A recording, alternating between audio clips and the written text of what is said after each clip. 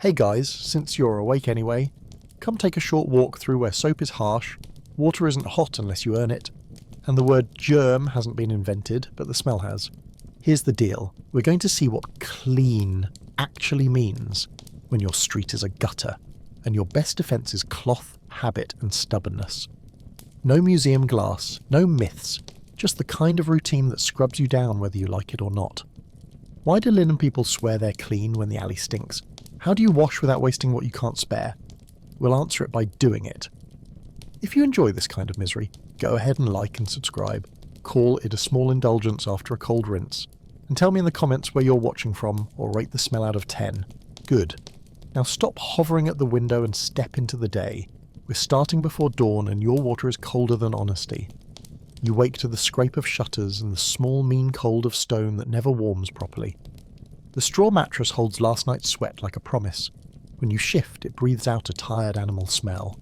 Your tongue is furred, bread, onions, sleep, and the inside of your teeth feel like unplaned wood. You rub at your arms through the linen shift and the fabric rasps back.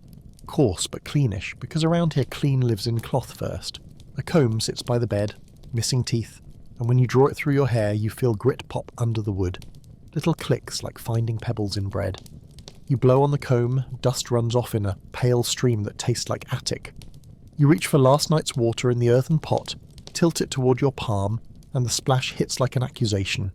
2 handfuls, no more. You don't have a river in the house, just the memory of one.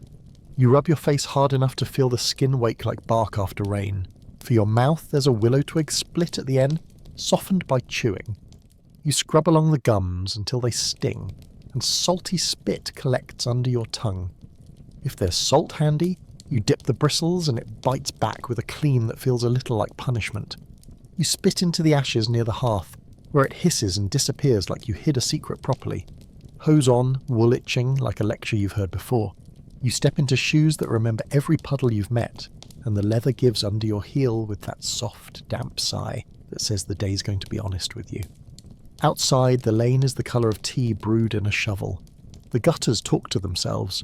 Thin, slow water dragging crumbs and peelings, a bubble of something unnameable popping near the drain. Someone upstairs calls a warning and a chamber pot follows in an elegant arc, steam rising where it hits cold stone. You flatten to the wall, which smells like wet lime and old finger oil, and you try not to think about the print your shoulder just made. Your bucket bumps your knee like a nag. You keep walking. At the public pump near the market cross, the iron looks wet even when it's dry. You join a small procession of people who know one another by the sounds their buckets make. The handle is rough and cold. You wrap a cloth around it and haul until the wood in the box answers with a buried groan. Water arrives the way help always does, late and suspicious. First it clouds, then it clears to a brightness that makes everyone pretend they didn't see the first part. You fill half, because you still have to carry it home, and pride is lighter when you're not carrying it in a pail. A man behind you mutters about paying the carrier next time. You nod like you might, but you won't. You dip 2 fingers, taste iron and stone and a hint of leaf, and decide it's fine. Fine meaning it won't argue with your stomach any louder than the last lot. Back home, the hearth surrenders a few secret embers when you coax it with straw and breath that taste like cellar. The flame complains, then commits. You set a little water to warm in a blackened pot and shave off a curl from the soft grey brick of household soap, the one that smells faintly like last year's slaughter. It melts into a dull slick, the surface shining with a thin oil rainbow. You dip a square of linen, wring it until your knuckles pale, and start at the neck, where the skin under your collar holds sweat like a debt. The cloth moves grit and yesterday's smoke. The soap stings on a scratch you forgot you had. You chase the wash down your arms into the elbows where salt dries to a crust. Your ribs complain under the friction, but the heat loosens a little. A different smell rises. Fat, ash, you, less alley, more person. You finish with the cloth and swap the linen at your skin, the old shirt going slack and grey in your hands, the fresh one cold as a decision. The weave rasp sings as you pull it down. The seams know your shoulders and complain anyway. Linen is the trick everyone swears by. Wear it close, let it drink the sweat, change it often enough that the stink lives in the laundry instead of in you. You shake time from a little twist of cloth and stitch a sprig into the throat tie. It won't cure anything except your mood. but it lends a small green lie to the air under your chin. You wet a comb in the warm pan and draw it through your hair, steam lifting like you're ironing your own skull. Flakes and grit collect on the teeth, and you rinse them into the ashes where everything quiet goes to end. Boots on, the leather licks your heels with yesterday's damp. You set the bucket near the door and breathe the room once, counting smoke, onions and wool, and call it passable. Out in the yard, the flagstones hold puddles like old grievances. Someone scrubbed a pot with ash, fine grey paste slicking the rim, and you run a thumb through it, feel the mild bite of alkali that makes fat remember it's supposed to let go. You bundle last week's sweat into a wicker basket and carry it to the washer at the river steps. She is all wrists and rope veins, sleeves rolled to the damp line. Her beetle-back bar of soap leaves a fat sheen on the water, like a promise and a threat. Shirts soak in a lye tub that smells like wet fireplace. Then she hauls them onto the stone and beats them with a paddle until the day answers. The smack echoes off the bridge. Foam crawls down between the steps and the river, takes it the way it takes every confession. You help where you can. Turn, wring, rinse, feeling your knuckles bruise against cloth that was gentle in the dark and turns mule stubborn in the light. When she's done, the linen is a brighter kind of tired, and your fingertips feel skinned but honest. You take the long way to market because the short way passes the tanner's, and you don't need to know that kind of truth before breakfast. The air here stacks in layers. Raw onion at the vegetable barrow, eel and peat smoke near the fishmonger, wet wool everywhere like a dog that's read the Bible and refuses to improve. You tuck a little pomander into your sleeve, rosemary, pennyroyal, a scrap of linen that pretends to be noble, and chew fennel seed until your mouth remembers being awake. Bread from the second oven comes warm enough to soften your fingers. You tear it and the crumb sticks like paste, and you wipe your hands on your shirt because napkins belong to houses with extra candles. A cup of small ale cuts the dust and lays a sour blanket over your tongue that is somehow better than silence. You buy a pinch of alum for the wash and a lump of soap the colour of an old bruise and tuck them deep so you don't end the day with coins and nothing to clean. At noon, your bladder insists on civic duty. The public privy is a wooden smile over a pit that has been arguing with the town for a century and winning. You brace your thighs on cold boards rubbed smooth by strangers and try to breathe through your mouth. It doesn't help, because the smell is a tool that knows every entrance. There's a basket of scrap, soft rags that once had lives, and a twist of straw for those who like it rustic. You do what's necessary, think briefly of saints, and back yourself out carefully so your souls don't learn to swim. At the pump you sluice your hands, ash scrub the palms until the skin squeaks like wet leather. Pick black half-moons out from under your nails with the corner of a knife, and blow on your fingers until the sting turns friendly. A woman beside you dabs her wrists with vinegar against the miasma. You envy her the idea more than the result. When coin permits and the hour cooperates, you angle to the bathhouse, that loud wooden lung of steam and voices. The stove roars like a caged saint. An attendant hauls pails with a rhythm that makes your shoulders ache in sympathy. You rent a tub and a slat of privacy no taller than a promise. Water goes in by buckets, hot, then cold, until it's the kind of warmth that forgives. Soapwort foams in a cloth bag, a green ghost that slips through your fingers. You work it into your arms and wash the night's salt out of your ribs. Another bather scrubs his back with a horsehair mitt while telling a story that has too many heroes and not enough soap. You pour a dipper over your head, and the world shrinks to drumbeat sound, heat, and the clean metal taste of your own breath. No one here has heard of microbes, but everyone believes in sweat, rumour, and the way steam loosens a week from your skin like bark in spring. You walk home lighter by dirt and coin. The sun has rounded the roofs and the wind has found its old habits. By the hearth you stage the evening clean that isn't a ceremony so much as a siege. The knit comb goes through your hair with a patient domestic cruelty. What it finds you burn. A shirt you can't wash tonight gets smoked, hung on a chair where the draught pulls the fumes across it, spruce and peat and the fat of last week's stew settling into the cloth like a polite lie.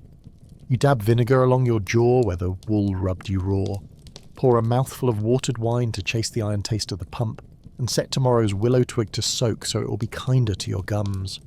When you bank the coals, the room exhales a damp animal breath, and the stone keeps the day stored in its belly. You lie down, knowing the night will rinse you only part way, and the morning will finish the job with cold and argument. You don't sleep yet, not with the night shifting its weight on the rafters and the alley starting its other work. A knock you know, 2 light, 1 board, means the night soil men are making their round. You lift the chamber pot by the handle, that's always a little warm, and step outside where breath hangs like laundry. Their cart's wheels complain in a voice older than yours. The barrel stinks with the kind of authority that ends arguments. One man ties a rag over his face and the other doesn't bother. And both of them move with the slow confidence of people who know exactly how necessary they are. He takes your pot, tips, swirls, and the dark weight goes glugging into the barrel where sawdust floats like a thin virtue. You pass a coin that still remembers the market. He nods and wipes the rim with a rag that has survived too much to be precious. "See you tomorrow," he says through linen, which is bleakly funny, because you will. Inside again, you pour ash into the slop bucket and stir with a stick until the grey slicks and thickens like grief. By morning the lie will rise, mean and helpful, and tomorrow it will bite your knuckles while it chews at grease, a fair exchange. You hang your shift by the hearth so the smoke can do its soft lie again, a pine-sweet mask that tells visitors you tried. Then you take a flail to the mattress. Dust leaps like small guilty souls. The air turns grainy with a flavour of straw and old wool. You cough until your chest sounds wooden and the rafters answer with their own dry complaint. The ticking needs patching. You finger the rip, listen to the straw whisper about mice and last summer, and stitch the seam with thread waxed in your teeth, which taste of smoke and diligence. You sit and do your feet because feet tell on you. Warmish water in the basin, a scrape of soap as mean as a taxman, and you work the toes until the day lifts away in grey curls. The skin between them is tender as a secret. You dust it with ground chalk that smells like old walls, then pull on clean hose that itch in the familiar forgive me way. A splinter comes out of your heel with an ugly little ease, as if the wood had been waiting to confess. You trim nails with the knife you wish were sharper and save the clippings without thinking, char for ink, trade for gossip, or simply the habit of keeping small things that weigh nothing but might matter.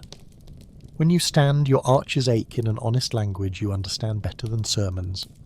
Before sleep you visit the neighbours for a borrowed ember and the latest algae of rumour. Their room breathes cabbage and soap. A baby works a strip of linen, slicking it with drool that has its own salt frankness. The mother shows you a salve, goose fat and a sting of salt for the rash the swaddling made. You test a dab between finger and thumb. It shines like hope and smells like kitchen. Someone cracks a joke about washing the priest and everyone laughs the way people laugh when they can't afford enemies. A jug of small ale goes around. It tastes of bread crust and cellar, and you feel it lower the edges of the evening. On the way out, you watch her sprinkle rosemary on the floor, the crushed green giving off a smell that climbs your nose like a ladder and hangs there, pretending the room is richer than it is. When the house is yours again, you scrape yesterday from your teeth because morning habits don't mind a second showing. The willow fibres have frayed into a soft brush that squeaks along enamel. You spit and the spit strings like raw egg, then vanishes in the hearth with a small satisfied hiss. You rub salt along a sore gum and the pain wakes like a dog that's been kicked but agrees not to bite. St. Apollonia can have a nod if she's listening. If not, there's always the barber, who will remove a tooth the way a cooper removes a stubborn hoop, firmly, publicly, and with advice you didn't ask for. Your tongue tastes faintly of iron and ash. You decide to prefer ash. You tie a strip of linen round your wrist to remember nothing in particular, just to feel something clean against your pulse. Sleep is never pure. There's the neighbour's cough that soars through the thin wall, the drip that learns the rhythm of your thoughts and then mocks it, the flea that explores your forearm like it's new land and leaves a red flag behind. You scratch, then press instead, because you've heard pressing brings less trouble, and you're willing to believe any wisdom that costs nothing. The room cools until the stone remembers winter on your behalf. You curl around your own warmth, pull the blanket up to your ear, and breathe through wool that smells of sheep, rain, and every fire it's ever met. Somewhere a dog decides the moon is an insult. You decide you don't care, then care anyway, then slip under like a stone that has finally found its riverbed. At grey bell morning the town rings itself awake, bell metal shivering the air so finely you taste it. You step out with your bucket again, because water is a circle, not a line. The pump handle sweats with night. You haul until the rope inside answers, and the first gush shows you the bottom of the world. Brown, then clearer, then something that could be sky. A woman sprinkles vinegar across her threshold and strews mint, so her door can pretend at virtue. You steal the idea and lay time across yours, its clean, sharp breath rising like an argument the alley can't win. You wipe the step with a rag steeped in yesterday's lie. Your fingers sting and feel righteous. The gutter carries away peelings and pride in equal portions, and you watch both float because you're a citizen and this is civic theatre. Back inside, you sweep the floor strewn with rushes that were meant to be changed last feed and weren't. They hold a history of the week: onion skins, feather dust, a splash of ale, 2 hard peas, and something you decide is not your problem. You pull the old rushes toward the door, feed the new across the stone like a green rug that smells of riverbank. The air brightens by a grudging finger width. You warm a little water and wash your hands for the day's first time, paying attention to the knuckles and the base of the thumb, places where work lives and refuses to leave. Then you lift the comb again and listen for the small dry click that means a louse has found the wrong century. You burn what you catch. It's not science, it's policy. You set the kettle again because clean begins long before anyone admits it. A small pan of water, a pinch of ash, and the boil lifts a thin scum that you skim with a spoon that has seen too many soups. You pour a ladle over your hands and the heat bites first, then relaxes, and your skin goes from cellar to room. At the doorway you hang a strip of damp linen for a poor man's curtain. Breeze through wet cloth steals dust from the air and trades it for a smell like stone after rain. Before bread you rinse your fingers over a cracked basin, rubbing each knuckle as if you were teaching it to behave. A thimble of vinegar goes on the cloth and you swipe the inside of your wrists where the pulse keeps petty secrets, the sting small and convincing. You chew a fennel seed until your breath stops arguing and tuck it behind your ear like a tool you can't afford to lose. On errands, you cut past the priory because the monks keep water the way other people keep bees. Through the gate you glimpse their lavatorium, a low arcade with a long stone basin fed by a narrow stubborn runnel from the conduit. Spouts carved like lion heads drip a patient rhythm. The stone lip is worn smooth where sleeves have leaned for years. Each monk washes before the meal, sleeves tied, faces as practical as buckets. No one smiles, which makes sense because the water is cold enough to make teeth think about jumping. A lay brother scatters clean sand and scrubs benches. The scrape sings under the arch and smells like river, an old shell. You wish their pipe ran to your lane, but wishing doesn't move water or stone. You tip your cap, steal a prayer for your gums, and walk on glad to borrow the sight of order even if your own bucket will never be that obedient. You rub your sleeve at your mouth as you leave the sheltered arches and carry the ghost of mint with you, like borrowed manners. Back in town, your feet learn the market's own map of filth and virtue. A raker drags his wide rake through the lane, lifting straw, dung, peelings, and the lost pride of half the stalls. The cart takes it toward the common muck heap where smoke flies and gossip meet. You step wide around the butcher's because tallow clings to a soul like an oath and follows you home to argue all afternoon. A weaver's wife sells stale urine for fulling, 2 cups for the stubborn grease that soap pretends not to know, and you nod because needs are rude and useful. She keeps it in a lidded jar like a secret kept too long. When she opens it, the smell stands up and salutes. Farther along, a girl scatters fresh rushes that still remember the riverbank. The green is loud against so much brown. A fishmonger sloshes his boards with a bucket, and the alley gives back a smell like a wet coin swallowed by a muddy child. You nod because you've been to that conversation already. At your bench you attempt the shirt. First a soak in warm water to soften its opinions, then a test on the worst spot with the sharp little broth from the jar. It hits your nose like a fistful of coins and bruised hay. You hold your breath and work the stain with a smooth pebble until the cloth begins to give. Next the lye, grey and slick, rubbed into the weave with a patience that feels theatrical. Rinse, beat, rinse again until the water runs less like soup and more like truth. You finish with a dash of vinegar to tell the fabric you're in charge. Wringing twists your wrists until they complain. The cloth creaks like a door that wants to keep its room. You peg the shirt in a strip of sun that slips between roofs, like a thief who pays rent, and you watch steam thin and pale rise off the linen. Steam rises in a thin ribbon that smells faintly like surrender.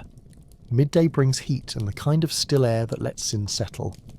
You open shutters to the hinge crack where fresher drafts hide, and lay damp rushes near the door to cool the room by pretense. A neighbour knocks and swaps a clove-studded orange, brown and sacred to winter for a handful of alum. You hang the orange like a tiny sun to bully the air. It works hard for something already half dead. For yourself, you shred a bit of sage leaf between finger and thumb and rub the green grit across teeth. It tastes like a hill arguing with a storm. You spit into the hearth where it hisses into the day's small memory. The willow brush gets another pass along the gum that keeps thinking about complaining. The ache backs down a step. You tie a clean rag at your throat to soak sweat before wool can claim it, and tuck a scrap of charcoal in your pouch for later. Tooth powder is simply stubbornness and bad idea made useful, a pinch of black and a pinch of salt, cheap, mean and reassuring as old advice. In the afternoon you deliver linen to a better house that smells of beeswax and polished thought. The maid meets you at the side door with the look of someone who has washed a lord's cup with the same hand that emptied his child's pot. She shows off their ewer and basin, pewter bright as rain, and the towel that has seen more starch than you see coins. They wash before the main meal and again before prayers, and she says it like law because in that house it is. In the kitchen, copper kettles shout, and the scullion scalds wooden trenchers with water that raises a sweet wood breath.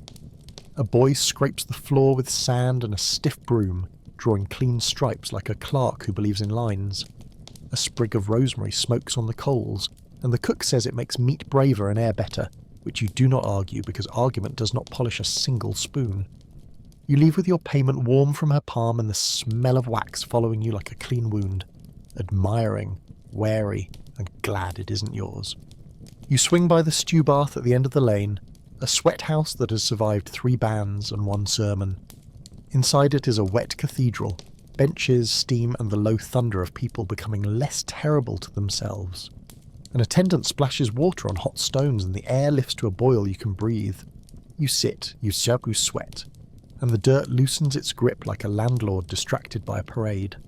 A woman scrubs your back with bundled twigs until the skin sings. She finds a small scab and lifts it like a secret and jokes that you're growing a second spine. A sign on the wall reminds everyone that mixing on feast days earns a fine, and no one looks at it long. When you are done, she throws a dipper of cool water over your head. The shock snaps your thoughts back into their joints.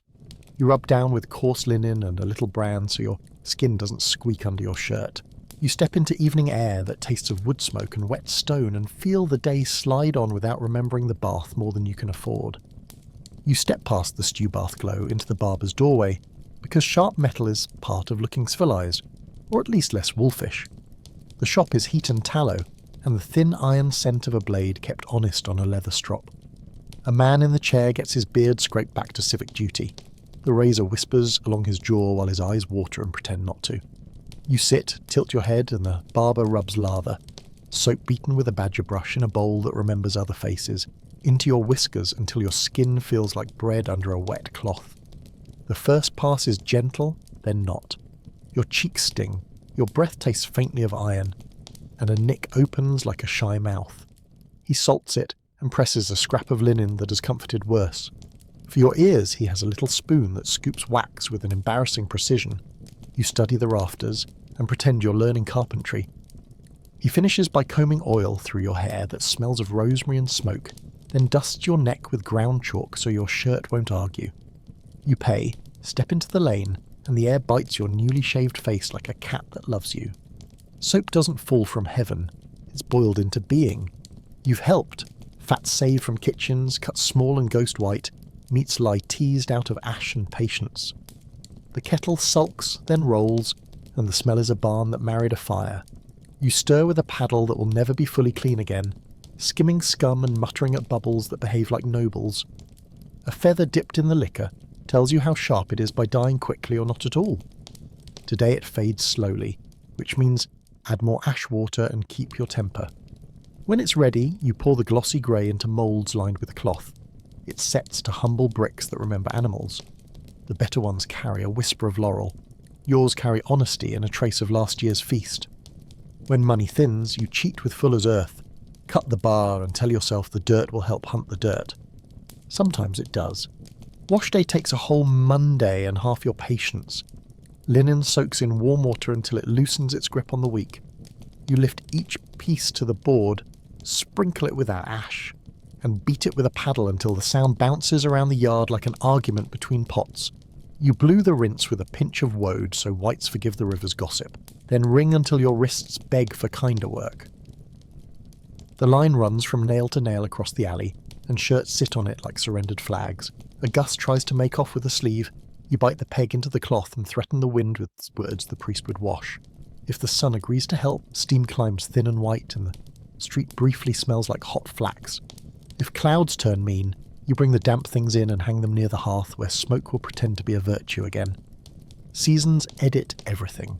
In winter, the pump puckers with ice, and you coax a trickle with breath that crystallizes and makes you taste metal. You crush clean snow in your hands until they burn and call it washing. Your cloth dries into a board that could roof a chapel. In spring, thaw turns lanes into a brown soup that remembers every shoe that ever crossed it, and your skirt hem learns too much too quickly. In summer, the alley wakes things you'd rather stayed asleep. Flies, heat, and the soft, ripe music of gutters.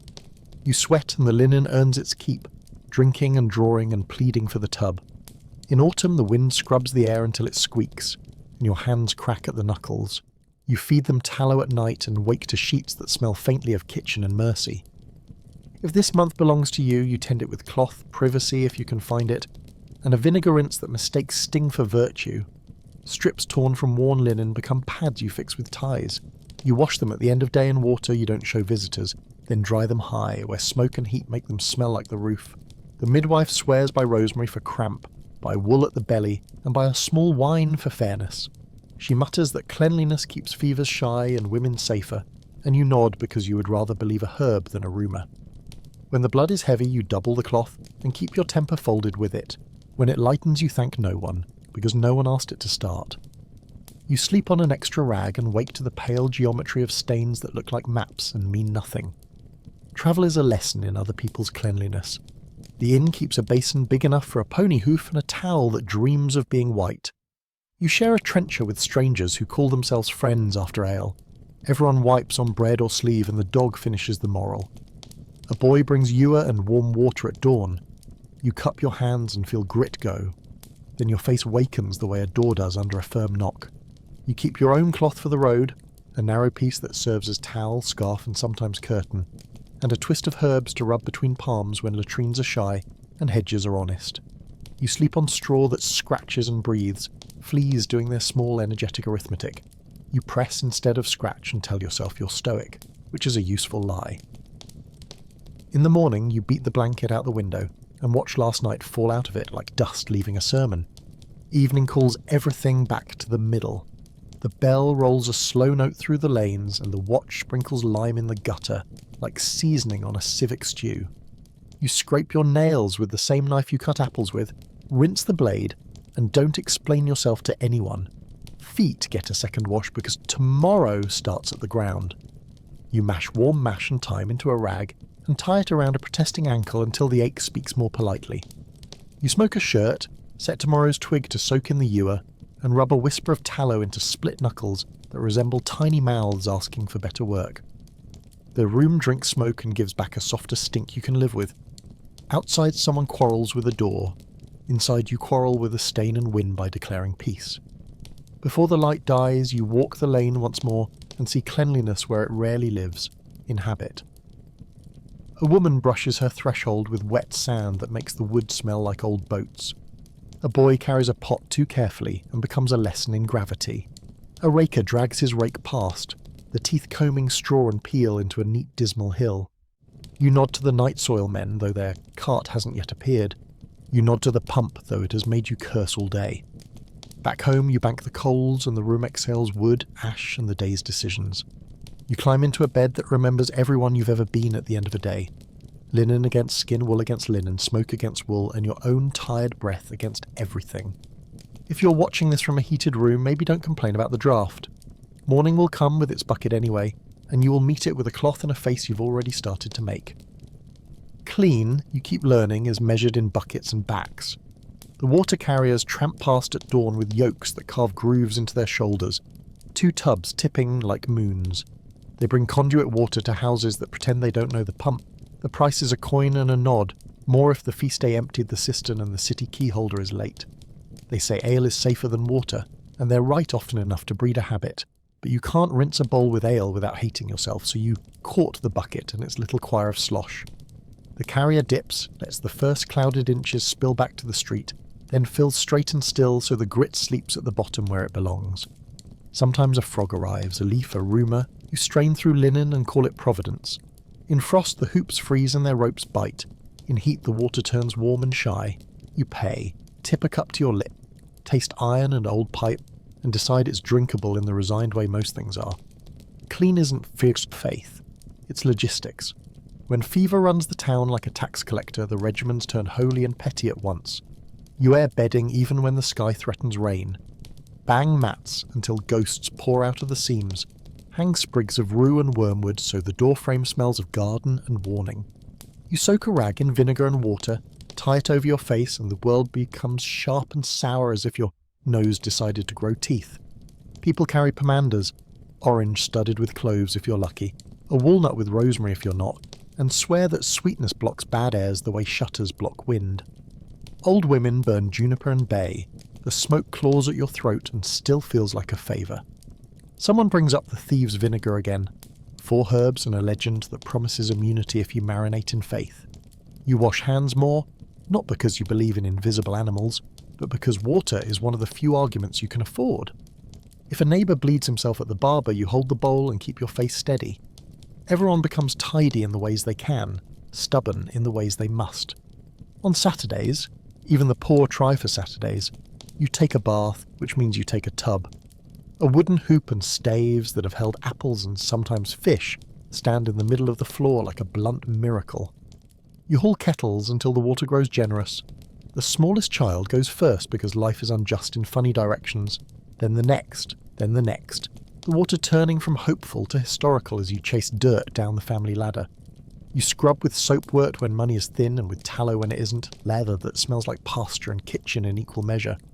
Modesty is a curtain hung on a nail, and there's promise to turn your head. Steam writes brief kindness on the windows. Hair gets a rinse if you're brave. Lie stings. Egg makes a sliced silk. Oatmeal soothes. You scoop grey water to the hearth to cool, save a dipper for the floor, then heave the tub through the door and let the alley drink your day. By morning it will all smell like weather again. Cloth does half the religion of the house. You keep a stack of cleanish rags for hands and another for everything else. Because the rag that met the floor should never meet a mouth again if you respect yourself even a little. Grey water earns its keep if you give it a second job. First to dishes, then to floors, finally to the doorstep where it leaves a dark mark that dries into flat patience. Children learn the ash bucket early. Sift fine, save dry, stir the lye with the stick that won't splinter, because kindness to tools pays back when your knuckles are white. You warn them lye blinds faster than anger and bites longer. They believe you because your wrists remember. Combs sleep a night in warm lard to smother what crawls. Linen airs on hedges like flags of small republics, and a shirt hung over smoke comes down smelling like a forest that owes you money. None of it is elegant. All of it works enough. Church teaches its own chores. At the door you dip fingers into holy water that tastes, when you forget yourself and lick a drop like clean stone and worn silver. At the offertory an acolyte pours a thread of water over the priest's fingers into a shell dish as if rinsing were a homily by itself. Women wash the new dead with water warmed, and words quiet enough to iron creases out of the air. Rosemary touches wrists. The hair is combed until it remembers patience, and linen wraps what linen once warmed. The graveyard smells of clay and candle fat. Lime's pale breath sometimes rises when the pit is quick and the weather slow. At baptisms, the font's water is fresh and proud, though the midwife carries her own against the moment when a baby arrives blue and fierce and impatient. You notice that even here, between incense and chant, people wipe benches with sand and keep their nails short. Piety, like soap, is a compound of water, grit and habit. Rain tries to wash the town at Vespers, a steady, serious rain that makes the gutters speak in complete sentences. Slops rush, peelings raft themselves, and someone's lost shoe sails into a drain like a vow gratefully broken. You set pots under leaks you can't afford to fix, move the bed so the drip counts time in a corner instead of on your shoulder, and light a twist of resin to tell the air to mind itself. Rats have their own ideas. You praise the cat with scraps and awkward gratitude, and set a clay jar on its side in the barley bin to trap what the cat misses. The watch calls curfew and the street goes dim and wet. You stir a thin porridge, wash the bowl before it dries into geology, rub your toes with tallows, and listen to water rewrite the alley. Clean has not arrived, not really, but tomorrow will find fewer arguments waiting. You bank the fire, knot the cloth over your hair, and step past the bucket without kicking it. Progress. Night stretches thin, and the rain slackens into a polite drip that locates every flaw in your roof. You lay a pan under the worst of it and find last summer's beetle husks skittering in the rim. You rinse them with 2 guilty spoonfuls of clean water because sleeping to their rattle would drive saints to swearing. The straw smells steeper when damp, a brown tea of mouse and meadow. You roll the mattress and prop it near the hearth so smoke can lecture it. The cat chooses your chest as a higher, drier hill and kneads with the solemnity of a priest. You scrape soot from the kettle lip with a fingernail and realise your hands have gone from clean to honest again. The pan ticks where drops find its hotspot, a slow metronome for thoughts you don't need. You tighten the rag round your hair, tuck your feet into the wool, and let the room breathe wet stone and banked ember. Morning comes, bowed and grey. You open the shutters and the lane feels scrubbed in patches, clean where rain struck and unchanged where the overhang kept its opinions. The pump handle is slick. You bind it in a twist of rough cloth so palms meet grip instead of algae. First task is dishes, because old grease grows arguments. You warm grey water, throw in ash till it goes silk dull, then swirl each bowl until yesterday backs down. A wooden spoon smells of stew and smoke. You scald it with water just off the boil and watch sap rise as a ghost. The trenchers get a rub with sand that squeaks. The knife gets a vinegar kiss and a wipe on cleanest cloth, which is not very clean. You dry everything on pegs because air is free if you lift it high enough, then rinse your fingers and push nail ends through a pinch of salt until skin complains and then relents. Errands don't ask if you're interested. Towards the tannery quarter, the air tightens around your head like a hood. Urine carts wait by the gates. Boys pour last week's chamber pots into barrels with an industry that would look noble if it smelled less like intent. Inside, hides soak in pits the colour of thunderclouds seen from underneath. Men in stiff aprons drag them from lime to water, from water to dog dung, from that lie to a board where fur gives up and flesh starts to remember its future. Lads rinse raw knuckles in stale urine because alkali bites dirt before it bites you. They pretend it doesn't sting and fail. The foreman scrapes a pelt in long, deliberate strokes. Ribbons of pale cling fall in a wet curl and slap the boards. He washes his hands in bran and vinegar, a baker's trick stolen for survival, then dries them on a rag that once had an opinion about colour and lost. You pass the rat man tying bells to his terriers, little tin tongues that will jingle when the quarry stops being a rumour.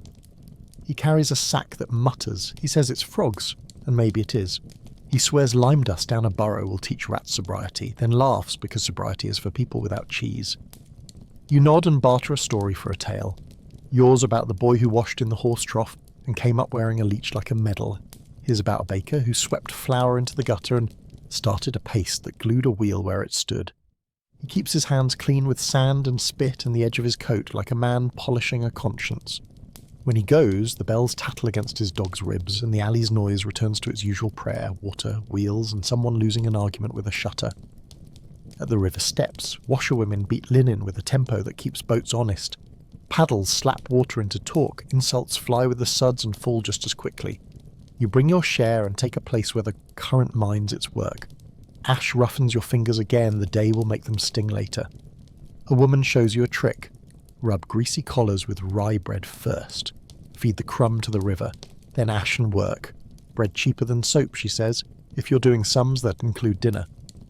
You trade her alum for gossip and learn who blued her linens with too much woad and went home with a family that looked like saints. You rinse until drip runs clear enough to pass for virtue and wring until the shirt creaks. Pegs bite the hem. Sun finds you in a narrow stripe that smells like wet flax and river iron. The city sergeant appears in the afternoon, tally stick tapping stones. He checks that butchers keep offal covered and that fishmongers throw washwater to the drain, not the middle of the road, as if distance could season a stink. He finds a tavern for tossing slops before curfew. The keeper doffs, pays, and will repeat tomorrow because habit eats law for supper. You sand your threshold while he watches. He nods, approval or boredom, which spend the same. Swine are banned from the lane on paper. A pigman breezes through with 3 squealing editors who annotate the ordnance with hoof prints. You step back, protect your skirt, and let the sergeant decide whether to be a hero or a witness. He chooses witness. You approve. Witnesses live to wash again. Evening brings the bath stove at the edge of the shambles to a deep-throated roar. You can't afford the tub tonight, but you can afford the steam that leaks through shutters like a lenient secret. You stand in the alley, let hot damp air breathe across your face, pores loosening like clenched fists deciding on better uses. A woman inside laughs, then coughs, a bucket bangs, someone swears in a language that needs no words. You pour a dipper from your kettle over your hands, rub with ash and a pinch of salt, rinse, and feel the day step back a pace. You pat your face with the cleanest corner of a cloth, sniff your sleeve, smoke, sage, and a memory of soap, and call it acceptable, which is the local version of excellent. The sky clears by thumb widths. The gutters talk themselves to sleep. You borrow a neighbour's fire and follow the smell of wet grain to the alewife's kitchen, where clean means heat that frightens things you don't have names for. The mashed tun breathes sweet, like bread dreaming of rain. Steam slicks your face and leaves a skin of sugar on your lips. She scalds the paddles, swears at a barrel that won't stop remembering last week, and burns a sulphur wick in a cask to bully it into virtue. Hands rinse in water hot enough to make knuckles speak, then wipe on linen that's seen better saints. Hops crackle in a sack, bitter and green. She tosses a handful like curses you can drink. The cool ship near the window is scrubbed with ash till it squeaks. A branch of yarrow lies across it, more ceremony than science, but ceremony is half of staying alive. She tastes the wort with a wooden scoop, decides it's honest, and you tip a sip that warms your chest and tells your mouth to stop complaining about the pump. Before dawn, the bakers have already washed to the elbow in a tub that was honest 15 minutes ago. The communal oven roars like a polite dragon, and the peel slides loaves into heat after the mouth is swabbed with a wet rag tied to a pole. The floor gets sand, then a scraping that squeaks like slate learning to sing. Soot loosens, and the air tastes of charcoal you can chew. A boy works balm into dough, wipes his hands on rye bran so paste doesn't own him, then rinses in a bowl scummed with flour moons. They wash again after shaping, ash, a pinch of salt, a sluice of grey water, a wipe on the cleanest corner of a cloth that only lies a little. A baker sniffs a cracked loaf, frowns and tosses it to the poor basket. Generosity and hygiene shake hands like tired cousins. At the dairy yard, the cow leans her warm flank into your shoulder, and you remember that cleanliness also hums. You wipe the udder with water warmed in a black pot until your fingers smell of grass and tin, then milk into a pail filtered through linen that used to be a shirt cuff and still tries to be respectable. Flies insist. You fan them off with wormwood and a face that has other plans. The milk steams faintly in cold air. You scald the pail afterward with water that sings in the seams, then smoke it over a twist of juniper, so tomorrow will start at an advantage. In the back room, cheese sleeps under cloth smoothed with brine. The curd knives shine with a thin, clean threat. A child licks a finger, is scolded, and learns that some safeties are shared or not at all. The butcher's block is a grammar of stains corrected daily. He throws buckets at the flagstones until blood turns thin and pink and loses interest, then rubs the table with sand and a fistful of thyme because saints like flavour. Knives bathe in hot water between animals, then meet a whetstone that hums like bees with opinions. A sour cloth of vinegar and salt chases flies and self-pity from the blade. Offal goes to a covered tub because the sergeant finds for bold viscera. Fat becomes tallow, that becomes candles that make shadows look law-abiding. He washes hands in bran and rinse, dries them on a rag that has forgotten its colour, and laughs that cleanliness is just speed wearing an apron. You stop at the apothecary because smell is armour when water can't keep up.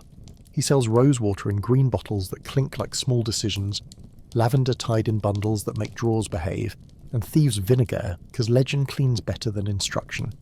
Pastilles, cones of resin and herbs, burn on a dish and send up a blue thread that persuades a room to stand straighter. He has civet for people who confuse expense with virtue and cinnamon for people who confuse spice with redemption. You buy a little rosemary oil, dab a thumb, and the air around your wrist lifts like a curtain. He shrugs. Cleanliness is linen first, scent second, habit always. You agree because agreeing costs less than the civet. Water that waits too long in a hole forgets how to be a river. The well at the square is decent because last Michaelmas the warden scraped it clean. Bucket, rope, slime and all hauled out. The wall brushed with a stiff broom, the bottom limed until even frogs wrote letters. Today you do the small daily thing, strain a bucket through cloth, settle the grit, pour off the bright, and let the heavy inch sulk where it can't talk. A clay jug sweats on the sill, cooling itself by honest labour. The rope gets wiped with vinegar, because mildew argues in whispers. The windlass creaks a benediction that smells of tar and hand oil. You carry home a careful slosh and decide it tastes like stone that meant well. By full dark the lane lowers its voice, and your house adopts the soft stink you recognise as yours. Smoke, wool, clean linen tiring out, iron cooling, and a ribbon of vinegar clinging by the wrists. You scrape the day from under your nails with the knife's back, wipe the blade, and hide both impulses under a folded rag that still remembers soap. Feet get their due. Warm water, ash, a rub with a rough cloth till the skin squeaks and then sighs. You dry between toes like a believer and rub tallow into cracks that open like small, worried mouths. You hang tomorrow's shirt where smoke can lie politely to it, set a twig to soak for your teeth, and bank the hearth so the room breathes steady. Outside, the pump coughs once like a tired ox. Inside, you practice being cleaner than your alley, which is all the miracle anyone around here expects. Night means needles. You sit by the hearth where the coals give a red, patient light and draw a fine seam along the armpit of a shirt that has opinions about work. Stitch, breathe, listen. The room smells of smoke and starch, a warm, humble mixture that pretends to be order. Beside you a small bowl of warm lard waits for the night comb. You dip the teeth, drag them through hair with a patient domestic malice, and wipe what you catch on a scrap destined for the fire. Lice don't care about sermons, they care about linen and heat and the mercy you give yourself by repeating this every evening until the problem becomes a habit that thinks it's a solution. You rub a crumb of rosemary between finger and thumb and touch it behind your ear. The smell climbs your nose and lodges there like a stubborn thought. You don't pray over the comb, you just keep going. At first light the bellman shouts the watch report. No fires, one brawl, a pig loose near the shambles, and you take inventory of smell like a clerk in a hurry. Shirt, soak, faint vinegar, hoofs, human. Hose, wool and sweat, acceptable for public. Hands, ash, tallow, a note of fennel that means you remembered. You warm a thin cloth in the steam of a kettle, wipe eyes and know the way a mother would if the mother were you and the water were kinder. Then you chew on a twig until fibres bloom into a brush and work along the back teeth where last night's crust still keeps company with its excuses. The spit tastes like penny metal and fennel. You send it into the ashes, which take everything and return civility. Street rules are written on boards and in fines and in the faces of neighbours who prefer order to adventure. The beadle checks that every shop sets a bucket by the door on market days. Fire is hungry, civic water is slow, and the first response is always neighbours. He reads out this notice that fish offal must go to the pits by noon, not to the gutter's mouth, and marks names on a board when butchers rinse blocks with ale instead of hot water. The ale is for throats, not tables. If the conduit keeper locks the tap for repairs, you budget your morning like a siege, a little for drinking, a little for washing, and a promise to your future self that the afternoon will bring a carrier with shoulders like news. You keep your bucket within reach, guard it like bread. You visit the midwife because hygiene likes birth the way smoke likes a roof beam, seeks it out, clings and settles in whether invited or not. Her room smells of rosemary, wool and a sharp note of wine, warmed with a sliver of iron. She says it makes tools behave. She boils linens until they lift colourless steam, dries them high where smoke and heat make them smell like good decisions, and keeps her nails trimmed and blunt because long nails are brave and foolish at once. She rinses her hands in wine and water before touching a belly and again after. The rinse bites, the habit stays. Babies arrive with sour, fresh animal smell and a surprise of vernix. She wipes, wraps, coaxes breath and rubs feet with warm cloth until pink shows where blue thought it could win. She scolds your hesitation with humour and hands you the basin. You hold it steady. Water tells the truth. So does the midwife. Noon makes alleys honest. Heat lifts every argument to the nose. Dung asleep in straw, fish that should have been eaten yesterday, tallow cooling into fat prayers, and the sweet, guilty smell of spun sugar when a confectioner burns honey on purpose to make it interesting. You fight back with a common arsenal. Vinegar on cloth for wrists and throat, a bundle of mint bruised in the palm and tucked in the bodice, a sprig of rue tied above the door like a small legal document against bad air. You throw grey water in a low arc toward the gutter, and watch it carry crumbs, ash and pride toward the drain where everything waits to be anonymous. You sweep rushes with a broom that takes no bribes, shake a rug from the window so dust can land on other people's stories, and rinse your hands again until the sting feels like manners. Evening brings mending of a more public sort. The parish sets a ward cleaning once a fortnight. You and the others drag the muck rake along the lane, lift what the day shed, and pile it for the cart that grumbles by with an air of injured nobility. Children fetch water and play at authority with splashes that count as work if witnessed. Someone sprinkles lime along the stable wall, a pale slash that smells like chalk deciding to be militant. The flies argue and lose. At the pump you scrub the handle with a rag dipped in vinegar, because hands tell the town what it is more than bells do. When the watch comes by counting heads, the lane looks almost pious. Wet scoured stripes, sullen puddles standing at attention, and brooms leaned like lances against doors. Cleanliness isn't virtue. It's a communal toy you pass between houses. Late. Oh, with shutters pinned and the hearth muttering to itself, you give your feet their due again. Warm water, ash, a deliberate rub with rough cloth, careful drying between toes like you're signing a contract with tomorrow. You pick a thorn from a heel, dab vinegar, blow cool air until the sting stops insisting on its own name. You roll a clean rag into a thin band and tie it around the sore to remind yourself not to be brave in dumb ways. You smoke your shirt again, not because it's dirty, it is, but because smoke will tell an easier story to strangers. Bank the fire, wrap your hair, place the comb teeth down as if that meant bedbugs could read. You slide under linen that holds the memory of sun between its threads and decide tomorrow will start earlier and cleaner and end later. And the same. Road dust has its own rules. When you travel with the pilgrims, patches and badges clacking on hats like cheap saints, you learn to wash in streams that pretend not to be livestock before they are your mirror. You keep a cloth for earth and a cloth for skin, and you do not confuse them unless you've given up on dignity, which you haven't. At night, the hospice keeps a barrel by the door, a dipper, chained like a suspect, and a flatboard with a slot that drains back into a trough. You pour, rub, rinse, and step aside for the next tired soul whose feet argue with the cobbles the same way yours do. You sleep in a row, linen to linen, breath to breath, and you press rather than scratch because the rule holds even on holy ground. In the morning the brothers sweep the hall with sand and a red brush. The sound is prayer with grit. At river crossings you wash your shirt in eddies where the water slows enough to listen. You stone rub the collar, rinse until silt stops whispering, and spread the cloth on sun-warm rock that smells like wet iron. Travellers trade remedies the way they trade bread. Alum for shaving cuts, vinegar for air, wormwood for flies with no respect. A woman shows you how to turn a torn shift into strips that will serve as month cloths. She nods like a sailor and says cleanliness is simply foresight wearing an apron. You share your bit of soap, regretting it and not.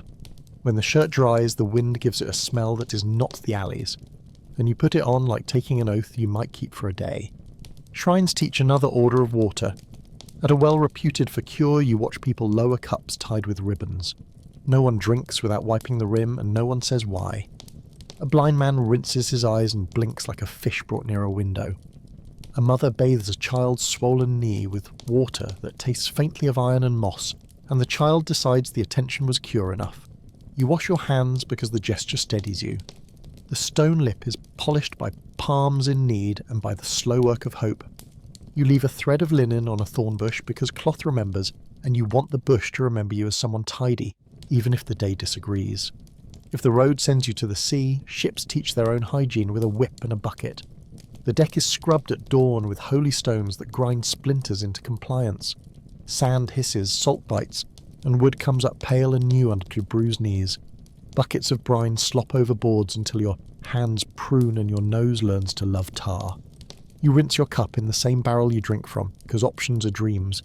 You keep its lip wiped with a cloth that you boil when the cook isn't watching. Sailors scrub shirts in a tethered tub where soap tries to lather despite salt arguing. They beat them against a grate and hang them high so wind can bully them into G. You sleep in your own smell and call it survival. In towns with money and a sense of themselves, conduits run like answered prayers. You see them, a stone cistern with spouts where women rank their buckets like votes, the stream above kept for watching, the one below for pigs and explanations. Children climb where the shits they shouldn't. Wardens clap them down and make them rinse feet in a basin that turns a legal grey. You pay a token to fill, step back for the next, and tip 2 mouthfuls into your throat and 1 over your hands because habit plays treasurer when the beadle isn't near. A notice warns that poulterers who wash birds in conduit water will pay a fine. A poulterer wipes a knife with a rag and smiles the way people do when they plan to pay a fine with yesterday's profit. At the edge of a plague rumour, air makes neatness fashionable. Doors wear chalk marks and prayers, windows hang posies so thick the street smells like an herb garden bribing a courthouse. People sweeten air with burnings, rosemary juniper, the odd expensive laurel leaf, and carry vinegar on cloth so their noses can pretend to be fortresses. You wash hands, more out of stubbornness than science, and airbedding until the fleas pack small bags and move 2 houses over. The barber's bowl sees more blood and the gravedigger sees more bread. You nod to both with the same tired civility. When the danger slinks off, you keep the habits, because they were never really about the danger. When you turn for home, the first thing you do is borrow a kettle and bully water into heat. Travel clings, the sour sweet of sweat dried twice, the river's metal aftertaste a stranger's breath threaded into your hair. You wash the easy places first, hands, face, the neck where road dust made a necklace, the bends of arms where creases hold grudges, then the difficult parts, with a cloth wrung almost dry so you don't baptize the floor. You smoke your shirt, scrape your nails, and lay your sleeping mat by the door so morning cling can meet you halfway. You eat bread that tastes like your own table again and decide home has the nicest water because it's yours, not because it's better. Harvest pulls you to the fields where cleanliness means not courting rot while you're courting grain. You rinse hands in ditch water that remembers the sky better than the lane. You dry them on your skirt because the wind is busy. Sweat runs salt down your temples, dries into maps that itch, and tells you you're alive and uninteresting to saints. Midday bread carries dust like a spice. You brush it away with the back of a cleanish wrist and pretend it's flour. The jug of small beer goes round and burns the throat with a sour you trust more than the pump. Before you drink, you wipe the rim on your sleeve because etiquette is the cheapest cure anyone can afford. When the sheaves stand in stooks, you wash the blade with grey water and a patch of wool, oil it with tallow that smells faintly of stable, and put tomorrow back in its sheath. Back at the farmstead, the dairy leads the lecture. You scald the pails until steam turns the rafters into a ghost ceiling, rinse with cold and hang them on pegs high enough to be above argument. The cheesecloths soak in brine that tastes like a wall sweating. You wring them and lay them over clean poles to dry into stiff obedience. Children rinse their hands in a pan where floating hayseeds make small suns.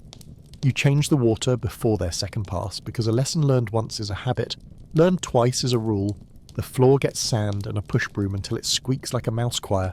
The doorsill gets a wash of vinegar because flies are critics who do not read and do not leave. Wool takes its own kind of washing. Fleece goes to the brook where currents are patient and stones are not. Then you press it under, letting grease bloom and float like small guilty saints. You tease the locks apart with fingers that prune and smart.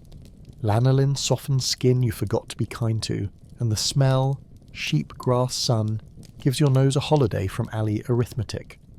You beat the worst of the dirt out on a board that remembers every year as a line in the grain. Then you rinse until the water stops asking questions. Drying racks rise in the yard like pale fences. Wind does the rest. You wash yourself last because that is the order of things. Tools, cloth, hands, then the parts you'll hide under linen. Smokehouse cleaning is a ritual with teeth. You scrape soot from beams that creaked in winter like old singers, sweep the floor with a broom that licks up salt, and wash hooks in hot water that puckers your skin into fruit. You boil the brining pot till scum gathers like gossip, and you skim it with a flat spoon that has learned patience. The smell is bacon's memory, and wood's opinion, and your own sweat evaporating into an argument with both.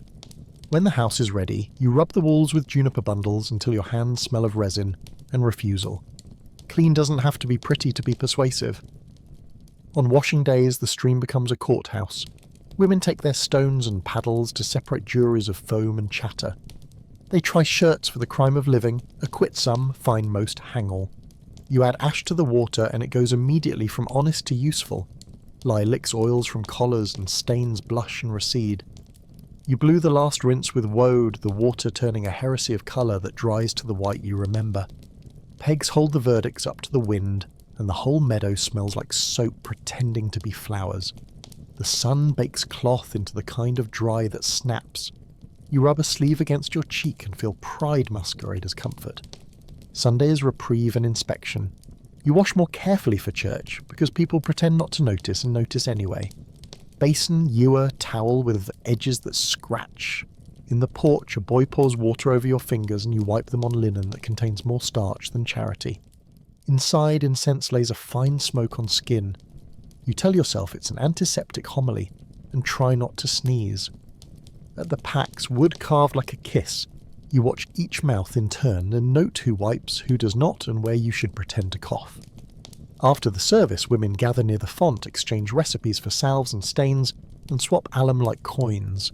You go home with a mouth that tastes of prayer and a nose scented with other people's good intentions. By lamplight, you inventory tools the way a city man inventories fines. Comb teeth straight, knife sharp, rag stacks divided into the ones for the floor and the ones for everything that might touch a face. You lay a cleanish cloth over the bread and a cleaner one over the top of the jug. You tie your hair and rub your hands with vinegar and water until they squeak. The house breathes a mingling. Smoke, tallow, warm wood, linen that carries sun in its weave. You put your feet in a pan that remembers milk and now remembers mercy, wash, dry, and feel the day step off your bones like a guest finally leaving. Tomorrow will be laundry or market or a day spent negotiating with a stubborn stain. The work is not bright. It is faithful, and it keeps you the right distance from your own stink. Blacksmiths cure dirt with fire and hammer. You step into the forge and the air grabs your lungs with hot, iron breath that tastes like a nail left on the tongue. The smith washes by sparks. Sweat springs, runs, and dries in crusts that shine under soot. Between heats he dips hands in a bucket where the water is the colour of old tea, and twice as honest. He scrubs the anvil with sand when fat spits, wipes tongs with a wrecker that used to be a sleeve and keeps the quench barrel skimmed because he likes his steam to smell of iron and not of accidents. Scabs of slag ping against your boots, and the floor keeps a black glitter like night pretending to be helpful. When he washes at day's end, grey water gone warm on the hearth, he scrubs to the elbow, dries on a square of linen that crackles with salt, and says soot is proof he told fire what to do. Candlemakers teach you the smell of clean by way of fat that refused. In the tallow room, warmth has weight. It lays on your shoulders and makes your skin slick. They wash the moulds with hot water and a fist of ash until tin squeaks, then rinse with vinegar that climbs the nose and makes your eyes water politely. Wicks dry on lines like a field of pale stems. Hands rinse in the same bowl again and again until the surface shines with a thin rainbow lye. A girl skims scum with a wooden spoon, wipes the spoon on a rag that remembers soap and dips again, working with the calm of people who can't afford to flinch. In winter they add a breath of beeswax, and the room smells briefly like church, pretending it knows kitchens. You wipe a bench with vinegar, and the sour notes chase the fat in a way that feels like justice. A city storm is a lesson with a stick. Rain needle on the wind roofs, gutters turn into brown ropes, and the lane forgets it ever met a broom. The privy overflows where the carpenter swore it would not. Boards slick under your shoe, your balance lies, and you pinwheel with a grace that impresses no one. You salvage the hour with lime, white as apology, scattered in a sheet that hisses when it meets the day. You lift carpets of rushes that have gone from sweet to cathedral quiet rot, and you carry them to the heap where smoke, flies, and regret keep company.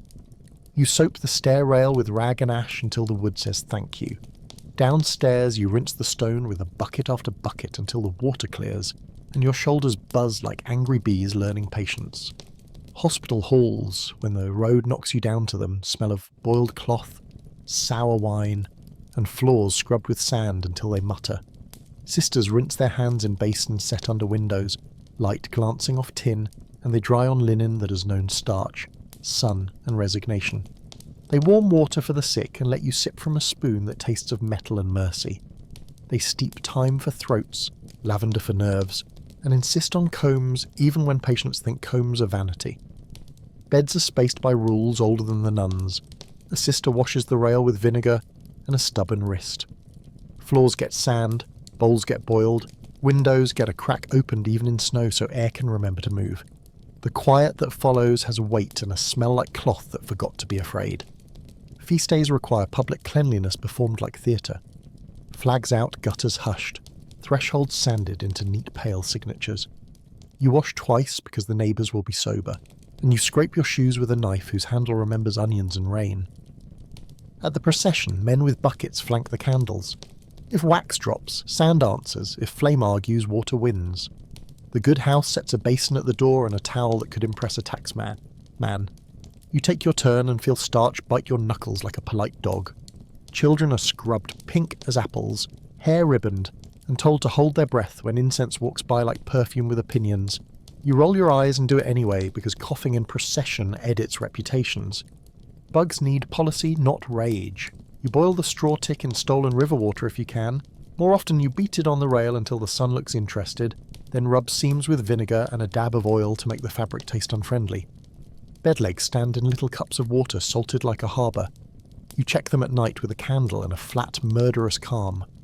A sprig of tansy tied to the bed cord convinces you as much as it does the flea. Belief is half the job.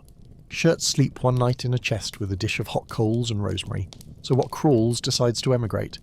You keep the comb in oil overnight so teeth slide like law through hair. In the morning you light the sprig of rosemary on the shovel and smoke the mattress seams, a little green miracle you can afford. Privies have rules no one writes and everyone knows. You bring a scrap of cloth if you can, straw if you must, and you wash hands where water is least insulting. At the pump, in a basin set for the purpose, or from a jug someone kept honest for guests. You lift skirts with one hand and dignity with the other. Keep boots braced on boards that shine with 1,000 careful feet, and you do not linger because other people have kidneys too. After, you rinse fingers with a trickle of vinegar water and rub salt at the nail beds because stubbornness is cheaper than regret. You close the lid, scatter a little ash if the house is that kind of house, and open the nearest shutter to argue with the air. It isn't refinement, it is choreography learned from necessity and preserved by pride. You apprentice yourself for a week to the fuller and learn that washing cloth is half violence, half river hymn. Urine jars line the wall like a sullen choir. He stomps woolen cloth in tubs warmed by sunshine and rumour, feet churning until grease cries uncle. You take turns, calves burning, breath smelling of old ale and city secrets. Afterward the cloth goes to the stream for beating on a board ribbed like a stern teacher. Rinsed, it meets fuller's earth that turns the water to cream and your knuckles to pale pebbles.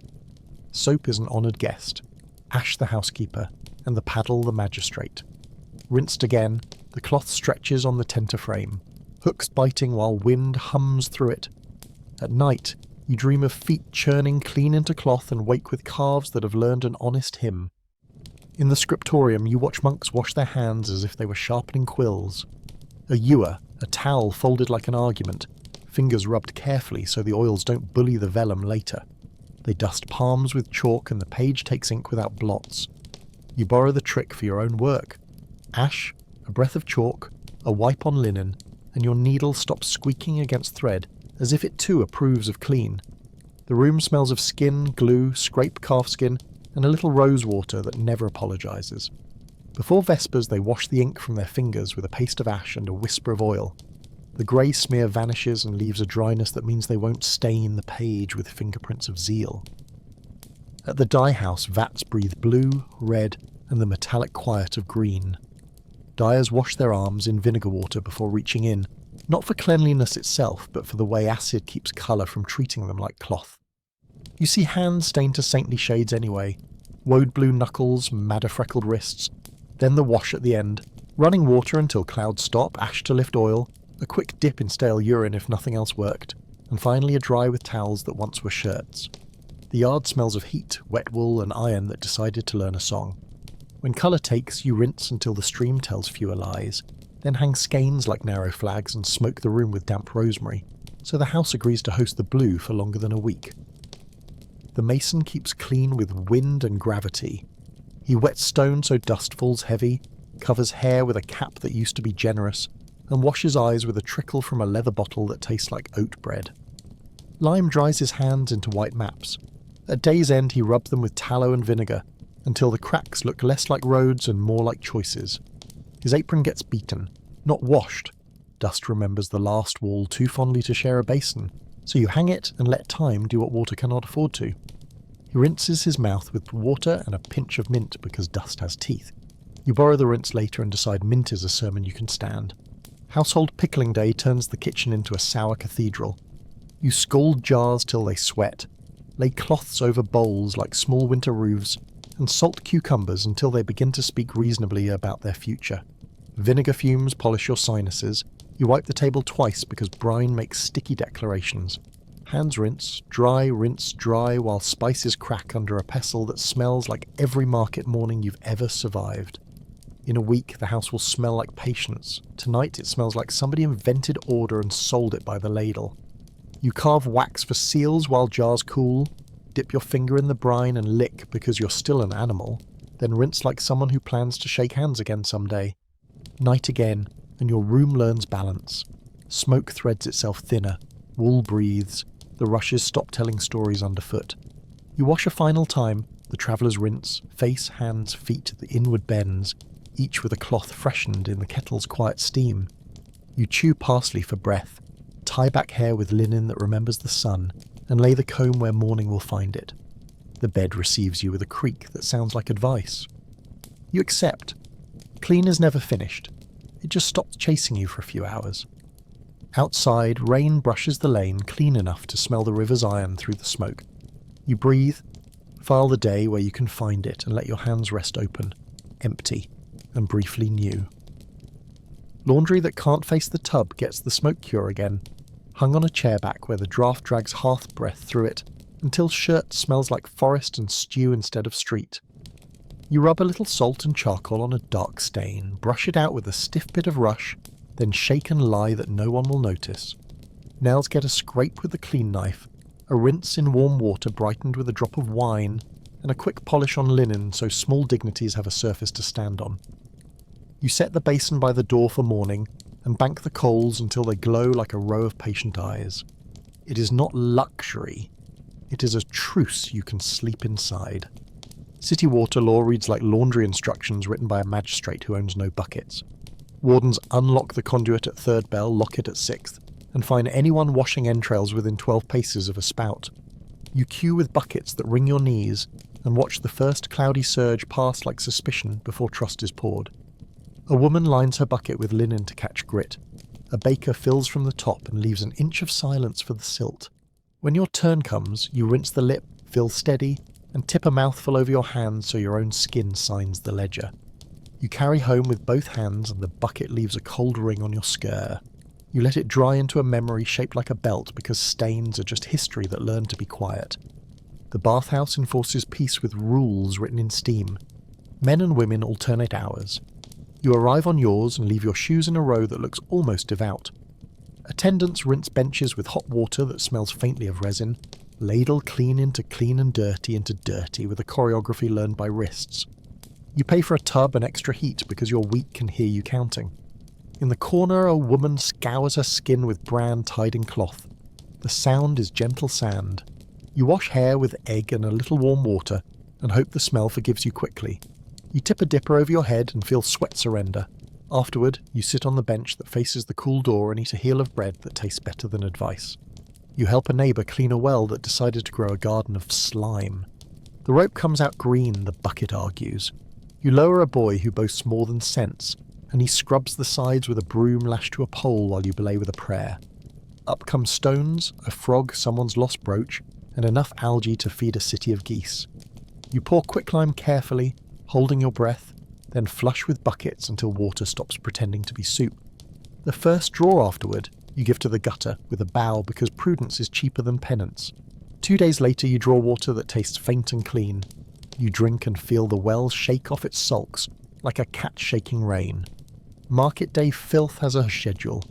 Before dawn it is innocent mud. By noon it is philosophy. By dusk it is history. You keep your hands ahead of it.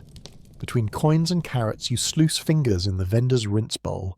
Wipe on a rag that knows only your name, then brush palms with a pinch of ash the colour of embarrassment. A child drops a sugared plum and the ground claims it. You wash stickiness with the grace of someone who has learned to love water like a relative, expensive, unpredictable, and still invited. You keep a threadbare cloth just for that bowl and rinse it after as if it were silver. People think you're proud, you are. Pride keeps fingers out of your mouth, candlelit confession of the house. You walk with your cloth and admit sins. The spoon that hid grease, the corner that saved a spider, the jug that went sour while you weren't looking. Ash lifts, vinegar argues, hot water forgives if asked nicely and carried quickly. You hang the day's rags by the hearth, so even the dirt gets a short education in heat. When you're done, the room smells of smoke, sour sweet wine, and linen that has decided to try again. You sit, breathe, and discover that tired can be clean enough. Storm again, but this time you're ready. Buckets placed, pans set, rushes lifted, lime waiting in a covered jar like a stern aunt. When the chamber pot spills upstairs, you recognise the signature and meet it on the stair with sand and a dish rag you never liked. After, you rinse in the bowl you kept back for noble deeds, change the water without sermons, and pour the rest to the gutter in a clean narrow river. The house sighs and so do you. Tomorrow you'll scrub the stair with vinegar and warm water until the wood smells like boats that never sank.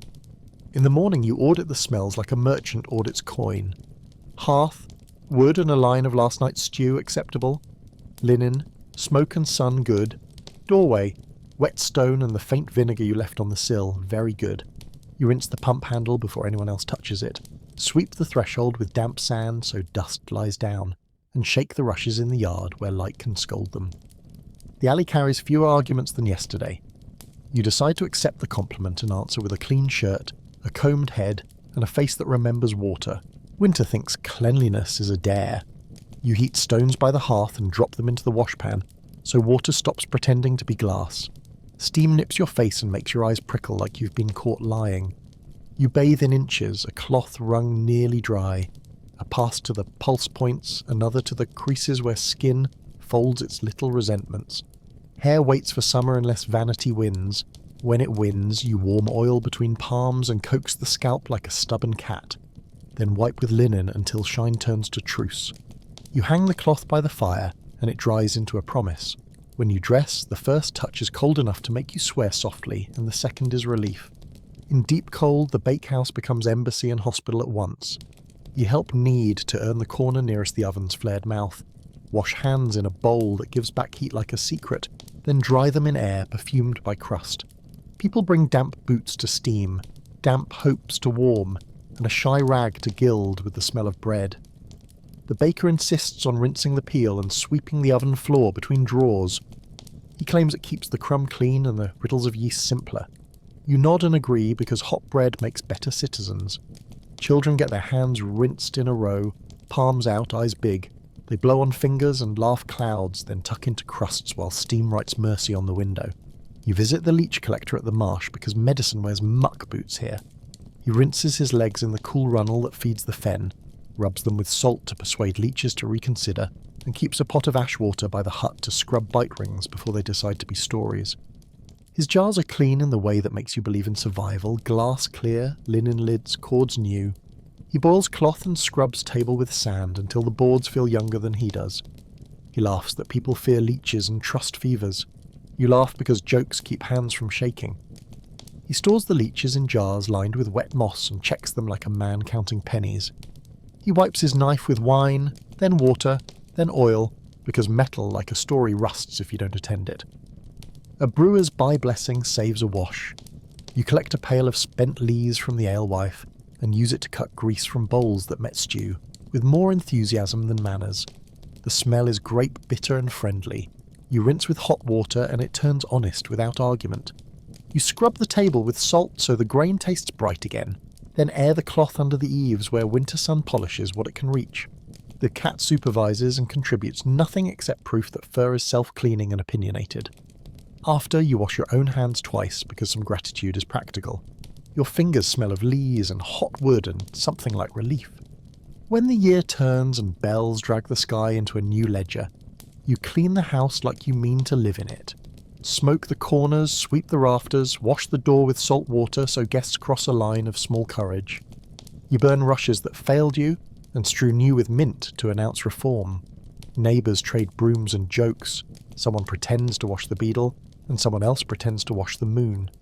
You wash your own hands, slow and are careful, then your face, then the back of your neck, which holds onto the past like a dog with a bone. You wash the spoon that tasted the salt, the lips of the cups that met laughter, and the handle of the door that will greet next week. It feels like fortune-telling you can afford. Night closes the ledger with a familiar weight. You set the twig to soak, fold the rag that served most, and warm a palmful of tallow for the split skin at your knuckles. Feet in the pan, breath counted, smoke in your hair, you listen to the house learn quiet. The last act is simple. Bank the coals until they glow like buried cherries, rinse your hands one final time in a cup of warm water that smells of iron and wool, and lie down in linen that held the sun a little while this afternoon. Tomorrow will begin as always, with a bucket, a rag, a small ache in the hands, and that unexpectedly is comfort shaped like work. Before sleep you practice the winter litany that keeps skin intact and pride alive. Rinse the comb in warm oil and wipe it clean. Rub a breath of vinegar along the collarbone where wool chews, wet a cloth and pass it over eyes, ears, and the soft corner of the mouth where bread left its signature. You warm a cup, pour a little water, and wash the cup itself so morning won't greet you with yesterday's ring. You fold the drying cloth on the peg that catches heat. Finally, you open the shutter a thumb width, let in air that smells like cold iron and smoke, and breathe once deeply in and out, like writing your name where no one else can see it. Then you close the house. The house closes you, and the silence holds steady as a clean plate on a shelf. Night teaches you what clean has to climb over. The gong men come with ropes and a patience that looks like religion gone practical. They open the cesspit's wooden mouth and the lane stops pretending it doesn't know them. You hold a lantern that smokes resin and bitter pride. Steam rises when their spade bites, and the smell wraps your head like a wet hood. They stir in lime, white thunder that hisses at last year, and the pit answers with a voice like black soup learning to argue. Buckets move up the ladder on a hook and chain, hands black to the elbow, and you step back so splash doesn't baptize your shoes into a new profession. The barrel lid slaps shut with a relief that feels personal. A coin changes hands, heavy with the week's necessities. One man rinses his wrists with vinegar, wipes them on a rag that has done too much, and grins like a saint who chose the wrong vocation and loved it anyway. Morning brings you to whitewash because walls also deserve manners. You slate quicklime in a wooden trough. It hisses, seethes, and settles into a cream the colour of new vows. You thin it with water until the paddle drags like a slow thought, add a pinch of salt so it holds its temper, and wet the wall with clean water first so the plaster won't steal thirsty. The brush is hog bristle and stubborn. You push the milk white up and across, each stroke a small absolution that bites your wrists with fine sting where droplets kiss skin. The room brightens without candles, shadows tuck themselves into corners as if guilty, and the air takes on that sharp chalk smell that makes lungs stand straighter. You step outside and see the lane gleam in patches where neighbours did the same, a row of small suns painted with sore hands. Laundry wants polish as well as penance. You starch the best linen with a brew of wheat paste and a sour glug of ale. The pan burps and smells like bread that remembered its duty too late. The cloth drinks, then you wring until it pretends to behave. On the board you take the box iron, charcoal belly glowing, and push it across while steam lifts like white breath. The handle burns through the rag if you forget yourself, you don't. Pleats agree to be pleats, seams lay down their opinions, a slicking stone smooths collars. You rub with a drop of tallow and a whisper of chalk so the edge shines like an argument won in private. When you lift the shirt it crackles faintly, starched obedience, and you allow yourself one smug breath before smoke reclaims the room. Kitchens keep a kingdom's worth of cleanliness with 3 tools: heat, salt, and nagging.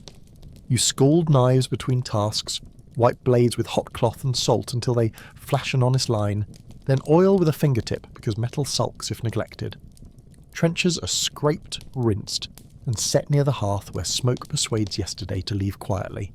You swill the floor with grey water until grease lifts in shy swirls, then sand until boards squeak like a conscience.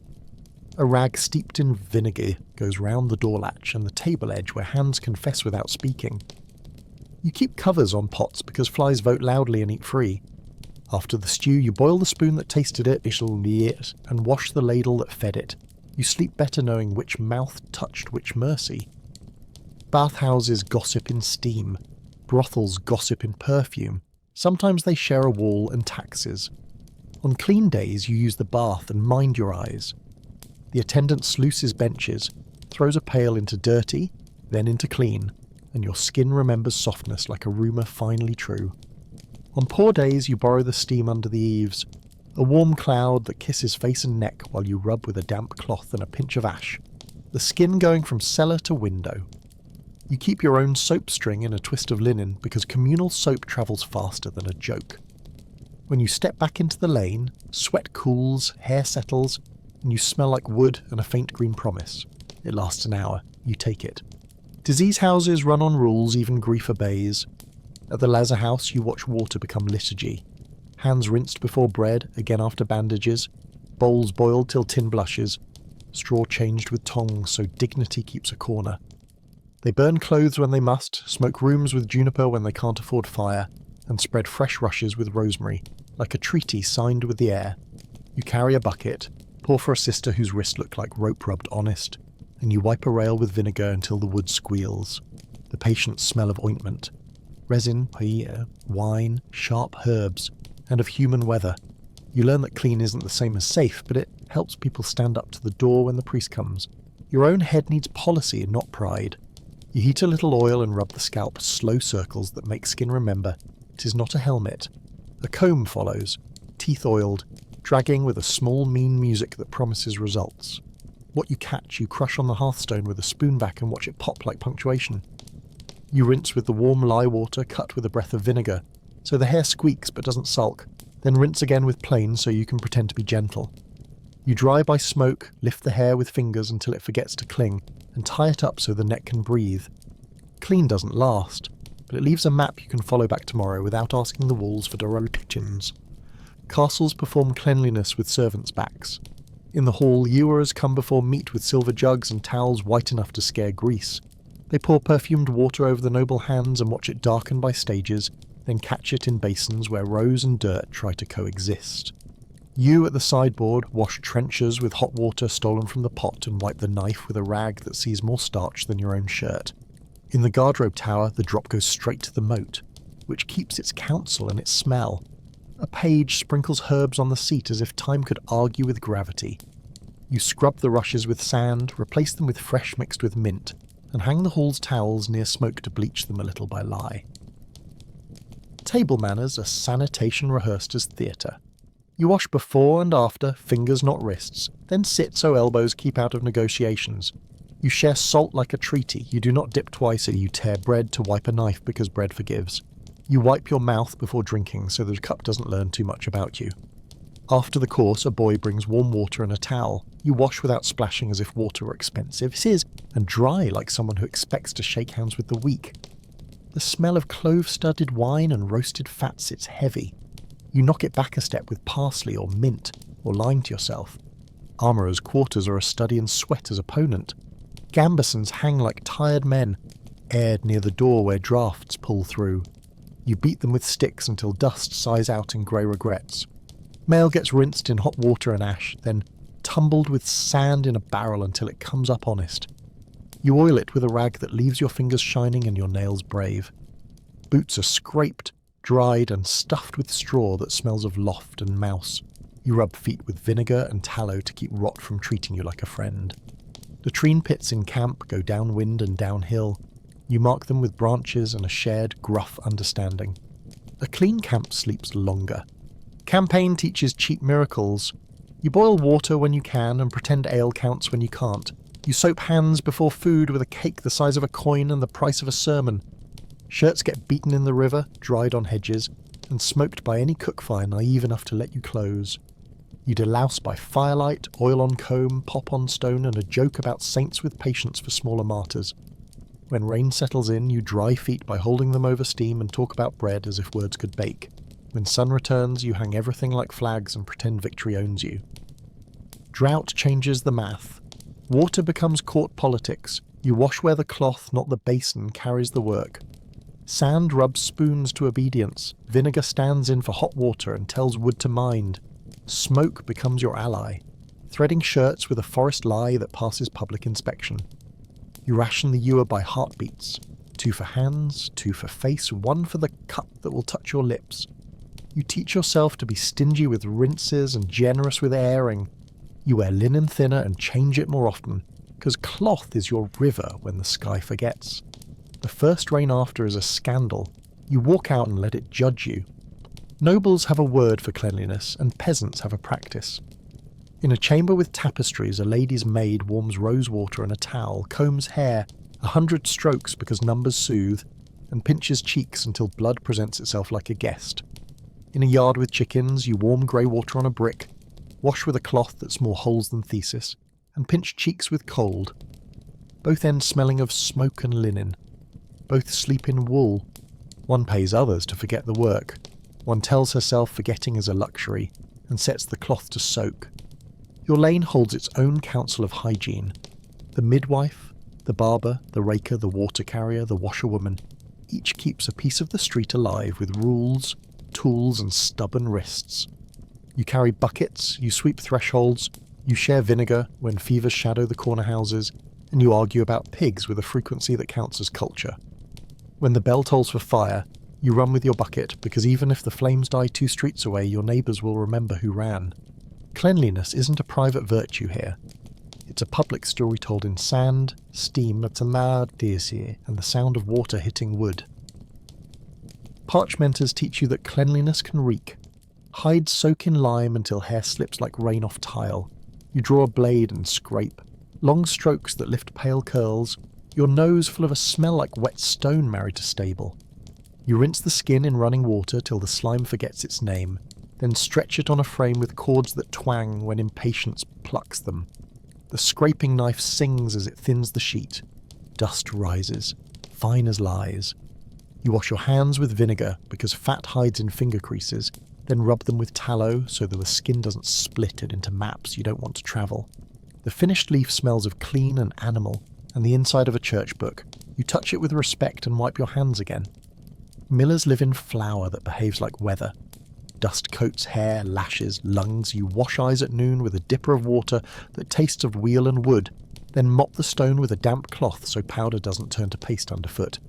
The bolting cloth gets brushed with a willow switch, tapping a rain of white onto boards where a boy sweeps it like snow. You rinse hands in a pan where bran floats like small boats. The water turns milk grey and oddly sweet. The mill smells of grain and warm stone. A clean that argues it is a kind of food. You leave with flour in the creases of your knuckles, and the understanding that bread starts as a dust storm tamed. Potters wash mud with mud. Clay kneads under palm and heel, slick and cool, and you rinse hands in a bucket that goes from clear to river in 3 bowls.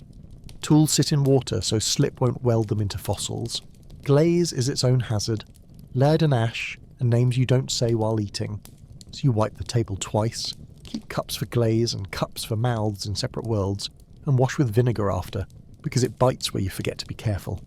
Kiln shelves get sanded. The floor gets swept until the broom head shines. You leave with fingernails clean on the outside and the honest filth of work trapped underneath. The basin by the door forgives. Fairs bring clean trouble and dirty money. Latrine ditches get spaded behind the last row of booths where wind can mind them. A barrel with vinegar water sits by the pie stall with a sign that promises decency. A boy ladles water over the hands before he takes coin for gingerbread, and afterward when his conscience squeaks. Jugglers wash apples in a tub that goes from bright to philosophical. You pass and choose the apple with a sheen that looks like it has seen a cloth. Town officers walk with a stick that finds puddles and a list that finds offenders. Fines pay for the man who rakes the gore from the butcher's green at dusk. You wash your hands at the conduit and go home with a purse that smells of many palms.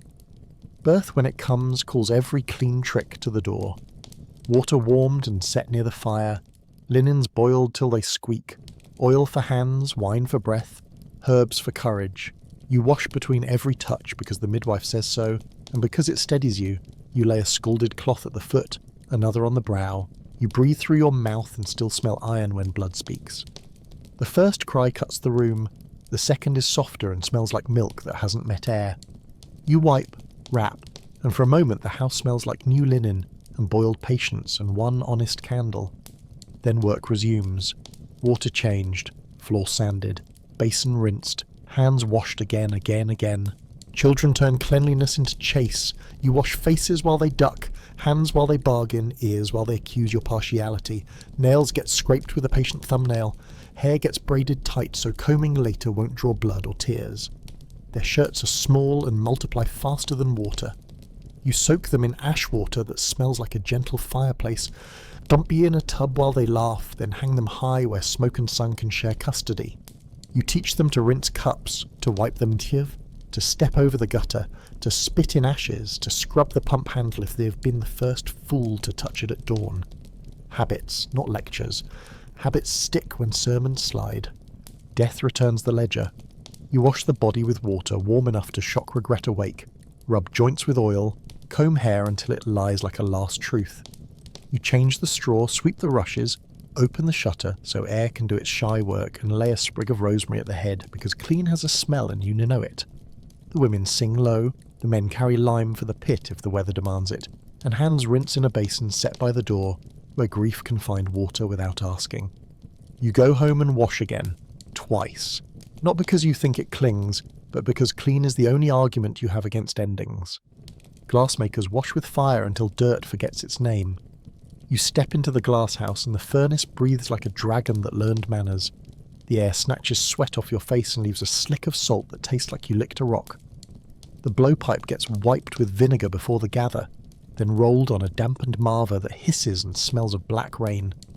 Apprentices rinse paddles in a trough where water goes from clear to tin grey in an hour.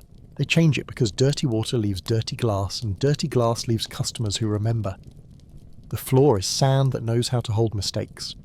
At day's end you wash hands in a basin that turns rainbow with ash and thin oil, and you understand that sometimes clean shines because it survived heat. Salt pans make the world's oldest soap, brine and sun. On the coast wind whips your hair into a rope. You rake shallow pans where sea lies down to die politely.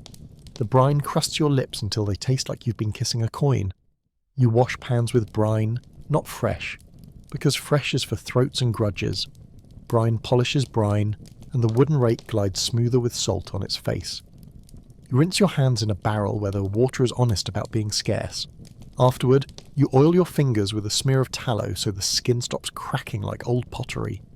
The camp smells of seaweed, wood smoke, and a clean that is all edges. Fishwives practice an order that laughs at sermons. They scale on sloped boards sluiced with bucket after bucket, scales flying like winter hail and sticking to your boots until you look armoured. Knives live in a pot of hot water when not in flesh. Hands rinse in a tub that gets changed so often you begin to think it's rich. Guts go to a covered barrel, heads to bait, and boards get sanded until they squeak like modesty. You wash your own hands with ash, then vinegar, then a breath of mint rubbed between fingers, because fish has a longer memory than neighbours. When you walk away, the lane smells of sea and victory. On river barges, clean means upstream thinking. You wash pots with river water hauled in copper buckets, then rinse with boiled water saved from tea, because tea can be boiled twice and opinions can't. Deck gets scrubbed with sand at dawn, the rope coiled off the wet so it doesn't grow a garden of green lies. You hang linen to wind dry where smoke from the cook fire pretends to be forest.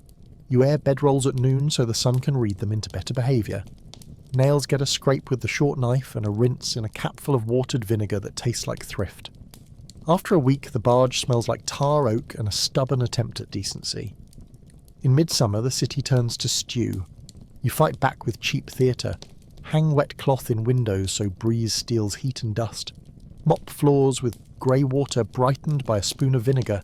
Scatter mint on rushes so the air rises with a green shrug. You rub a lemon peel on fingers if a rich kitchen let you filch it. If not, you chew parsley until breath stops accusing. At night, you sleep near the door with a damp cloth over your belly and a bowl of water under the table to coax cool into acting like a guest. In the morning, you rinse the bowl and the lye together. Guild rules smell like ink and soap. The dyers fine anyone who eats over the vats. The barbers swear to wash basins between heads and to boil their cloths on market eves. The bakers keep a rinse bucket by the oven, and a separate one for hands because flour water makes paste, and paste is a poor soap. You sign your name crookedly under rules about buckets, ash and honest rinses. Then watch the warden run a finger along a shelf and nod. You wipe the same shelf again after he leaves out of spite and good sense. Clean is a habit that hides in paperwork. Fields cure town stink. You walk out past the hedges and wash hands in a rill that remembers yesterday's rain. The water is cold enough to wake your bones and clean enough that your nose stops arguing. You rub a nettle sting with dock leaf and pretend it's science. Lunch is bread, a knife, a washed apple, and the pleasure of not sharing air with gutters. You wipe the blade on grass before it returns to your belt. You lick the last crumbs from your thumb and then rinse because you remember what thumbs do. By dusk your shirt smells of sweat and green. You keep both. University towns wash with arguments and rain. You rent a pallet in a hall where scholars throw words and crumbs with equal fervour. The beadle insists on a basin at the door, a towel that once aspired to law and fines for washing ink from quills in the ale.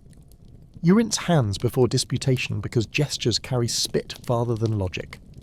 The hallboy scrubs trestles with sand and vinegar until the wood smells sharp enough to behave.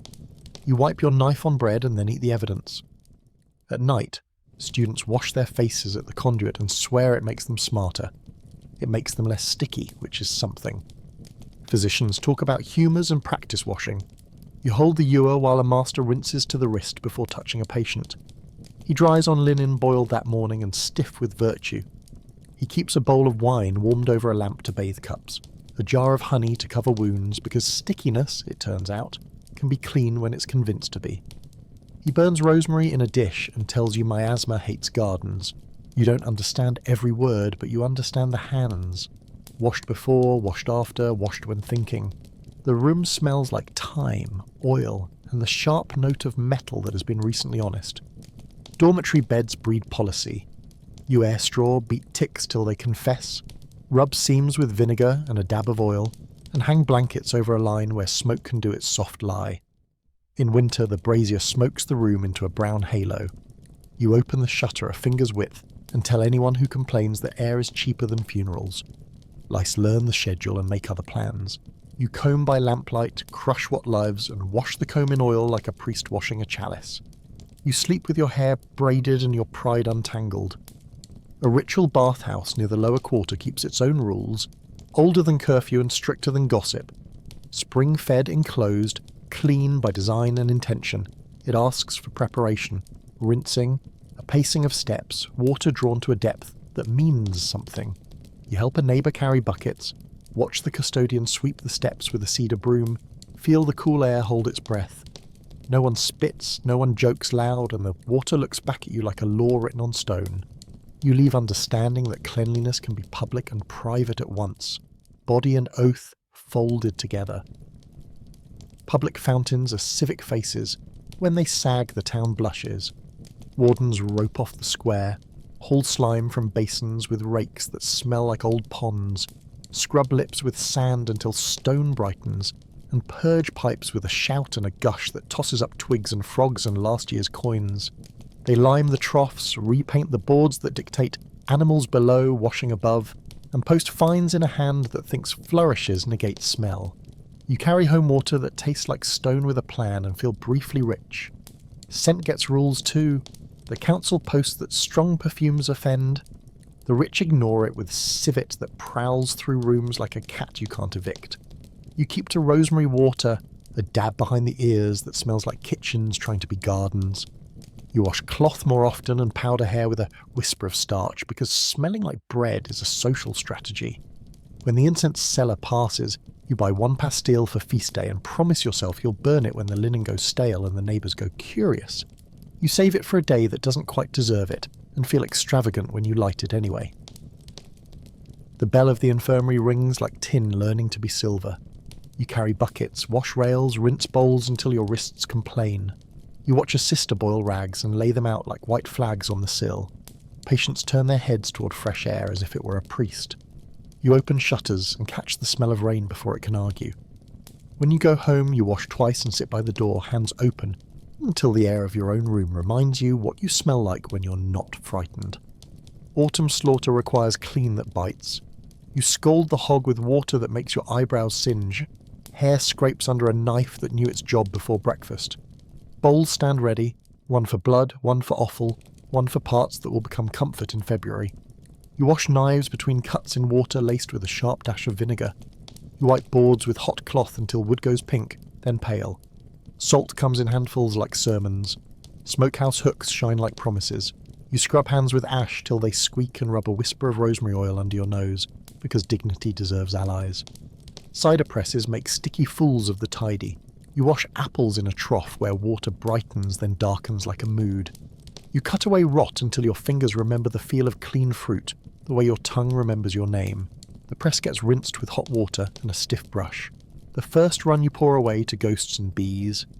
You wipe spigots with vinegar, cups with linen, children's mouths with sleeves that had other plans. By evening the floor is a map of sweet. You scrub it with salt and watch the grain drink sobriety. Soap days return like taxes. You leach ash through a pierced tub and taste lye with a feather, not your tongue, because last year taught you thrift can be stupid. Fat melts low and slow. You stir with a paddle that smells like a candle remembering soup. When trace comes, thick ribbon, folding on itself, you salt out a pot so the curd rises and the spent lye sinks with its grudges. You pour into moulds lined with cloth. A better house stamps a crest. You stamp the day because time is the only mark you own. Bars dry on a shelf where air can find them. You cut one too soon, it cries sticky tears, and you learn patience again. Honey rooms teach polite stickiness. You wash combs with warm knives, let wax fall into a pan that smells like summer trapped under ribs, strain honey through cloth that used to be a baby's shirt. You scald jars, line them like soldiers, and pour amber that moves like old language. Hands rinse in warm water that turns sweet. You resist the urge to drink it and don't resist later when no one looks. The floor needs sand or you'll fall in your own economy. You burn the smallest drip on the stove just to smell October agree with you. Mines clean with water that earned its darkness. Tinners wash ore in sluices where mud and metal argue. You rinse hands downstream where the grit goes to gossip. In the adit, air tastes of stone and coins. You wipe your mouth with a sleeve and then rinse because dust is a liar that thinks it's a meal. At the mouth, women wash clothes in a stream the mine coloured the way a saint colours rumour. Permanently, they hang shirts on gorse and hope wind is a better bleach than faith. You go home and scrub twice because the first wash only teaches the second where to work. Winter fairs demand portable hygiene. You carry a small bottle of vinegar water and a square of linen wrapped like treasure. You pour a trickle over the fingers before meat pies, after coins, and any time a piglet licks your boot with public enthusiasm. The hand-wash barrel by the pie stall steams, you bless the stall and the idea, then watch a boy refresh it with a kettle that sings. You keep your cup clean by drinking fast, rinsing with snow, and not letting it meet strangers. At dusk you wash by starlight and feel civilised under your scarf. By year's turn you've learnt the quiet audit. Is there ash in the jar? Vinegar in the bottle? Soap on the shelf? Clean rags folded where your hand can find them in the dark? You count them like coins, more carefully than coins, because money can fail you and habits will not. You wash your hands once more, not because they need it, but because the gesture says tomorrow in a language you trust. Snow turns lanes into clean lies. You scoop the top layer into a pan and melt it, till it tastes less of roof and more of sky. You wash face and wrists with water that makes you gasp and promise virtue. Floors get sand because wet wood is comedy without an audience. Boots line by the door like penitent thieves. You lay wet mitts near the hearth and the room smells like wool, smoke and near mistakes. You rinse the pump handle so ice won't bury other people's smudges under glass. You dry it with a rag that pretends to be brave. Sweat houses in the north stitch health out of heat and stubbornness. You help stack stones, feed the fire until they glow like cherries, then carry them with forked sticks into a low hut where steam will bully winter back outside. Inside, water flung on stone becomes air you can hold. Skin leaks old weeks. Voices drop to a common murmur. You scrub with rough twigs tied into a whisk. The skin reddens, then forgives. After, you roll in snow or plunge in a hole cut in river ice and your bones decide to live another year. You dry by fire, hair smoking faintly, lungs bright, and you sleep like someone who owes the stove a favour. At roadside shrines dedicated to travellers' mercy, someone always leaves a basin. You warm a hand's worth of water over a twig fire, rinse dust and coin from your fingers, and dry on a cloth the shrine keeps improbably clean. You watch a carter do the same and nod because small rituals keep roads from turning into accidents. You wash the cup you keep tied to your belt, pour a mouthful over the rim for the next pilgrim, and step back onto the track with a face that has remembered its shape. Shearers' camps keep soap like a saint's bone, wrapped, guarded, brought out with ceremony. Hands wash before shears touch fleece, then again when lanolin has made them too slick to be smart. Cuts get vinegar, then a rag, then mockery if you pretend you're not stinging. At day's end, tubs go brown. You carry them off and dump where grass can thank you next spring. You rinse the combs, oil the shears, and tuck soap back into linen with a breath of rosemary, so whoever reaches for it next time feels brave. Pilgrims in mountains practice cleanliness by altitude. Water is a climb. You budget it in mouthfuls and cloths, wash the driver places first, eyes, nose, lips, then the wheels, armpits, groin, feet, because chafing is a bully and prevention is cheaper than penance. Snow becomes water. Water becomes steam in the tent, where a pot stews everything you own into a smell like wet dog and cabbage. You wipe bowls while breath makes fog halos. In the morning you crack ice in the ewer and call yourself awake. You rub teeth with salt and believe in the cure because belief is warm. Caravanseries in the south rinse dust off trade. A courtyard holds a well with rope that doesn't splinter, and water that tastes of limestone and the moon. Travellers wash hands, pour cups, sluice faces in slanting light that polishes cheekbones into honesty. A boy sweeps with palm fronds, raising fragrant dust that smells of date pits and old stories. You rinse your bowl in a basin that has seen more languages than your ears. You dry it on a cloth that has learned to serve everyone and favour no one. After, you oil your hair with a thumb of something that smells faintly of citrus and good decisions. Frost leaves and so does discipline. Spring mud arrives like a rumour that turns out to be your flaw. You wash thresholds twice a day, hang mats, scold boots, and surrender once, then start over. Children splash, you laugh, then wash them with a rag wrung hard and soap that bites play into manners. The pump runs honest again. You rinse the handle in gratitude and wash your own hands for the pleasure of it. The lane smells of thaw, manure, mint and possibility, which is as clean as hope needs to be. Prisons scrub with shame and brine. You visit a debtor and bring a bottle of vinegar water, a clean rag and a comb with teeth oiled to slide through despair. The jailer keeps a bucket that was clean last market day. You trade him a coin to change it and he pretends it was his idea. You wipe the straw tick with a cloth that smells like smoke and rosemary. You open the shutter a crack and the room breathes, for the first time since Michaelmas. Your friend washes hands, face, then stares at the bowl like it told a joke. You leave the rag and the habit with him. Quarantine paints doors with letters and houses with silence. A watcher nails a crossbar across a lane and ties a sprig of herbs because humans want symbols more than fences. Inside, families wash because fear makes neatness persuasive. Basins boiled, rags aired, wrists rinsed until the skin gleams like polished wood. Food is left at thresholds. You rinse apples with vinegar, bread with prayer, hands with both.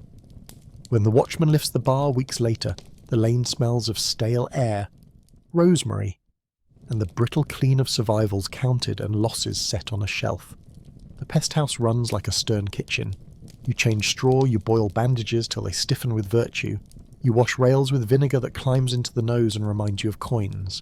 Sisters rinse hands between every kindness until their skin reads like a ledger. Red, cracked, honest. You learn to carry a bowl without spilling, to wipe a brow without apologising for the towel, to open a shutter just wide enough that air learns its job. When you go home, you set your shoes outside, rinse them, wash your own hands until the water cools, and sit by the door with your breath counting itself. Markets recover first by smelling like onions again. You help rehang the stalls, swab boards with ash water, scrub knives with sand until they throw thin lines of light back at you. A beadle checks buckets, nods at a basin set for hands, and finds a man who rinses tripe where the notice says no. You buy bread and wash the crust with a breath of water because dust is democratic. The town learns to talk over itself again. You wash your hands in the conduit and the water tastes like you might live. Guild halls reopen with rules read twice. Ash for boards, sand for floors, vinegar for handles, water for hands before bread. You volunteer for the first day's scrub, pushing grit into corners until corners confess, washing benches until the wood smells like no one. A woman hangs clean towels with the tenderness usually reserved for children.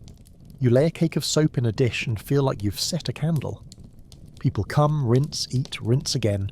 and leave fingerprints of water that dry into invisible manners. At home you return to the old arithmetic that never lied. Bucket, ash, rag, kettle, cloth. You strip the bed, boil the linen, beat the mattress, rub the seams with vinegar and oil. You wash the comb, oil its teeth and set it to sleep in a folded cloth. You change the rushes, wipe the latch, and wash the door because hands tell stories and you prefer yours short. The room smells of smoke and sharpness and the pale relief of wood that has been spoken to correctly. You sit and breathe and decide to keep 2 extra rags for the next roomer. Neighbours come back into focus as silhouettes with brooms.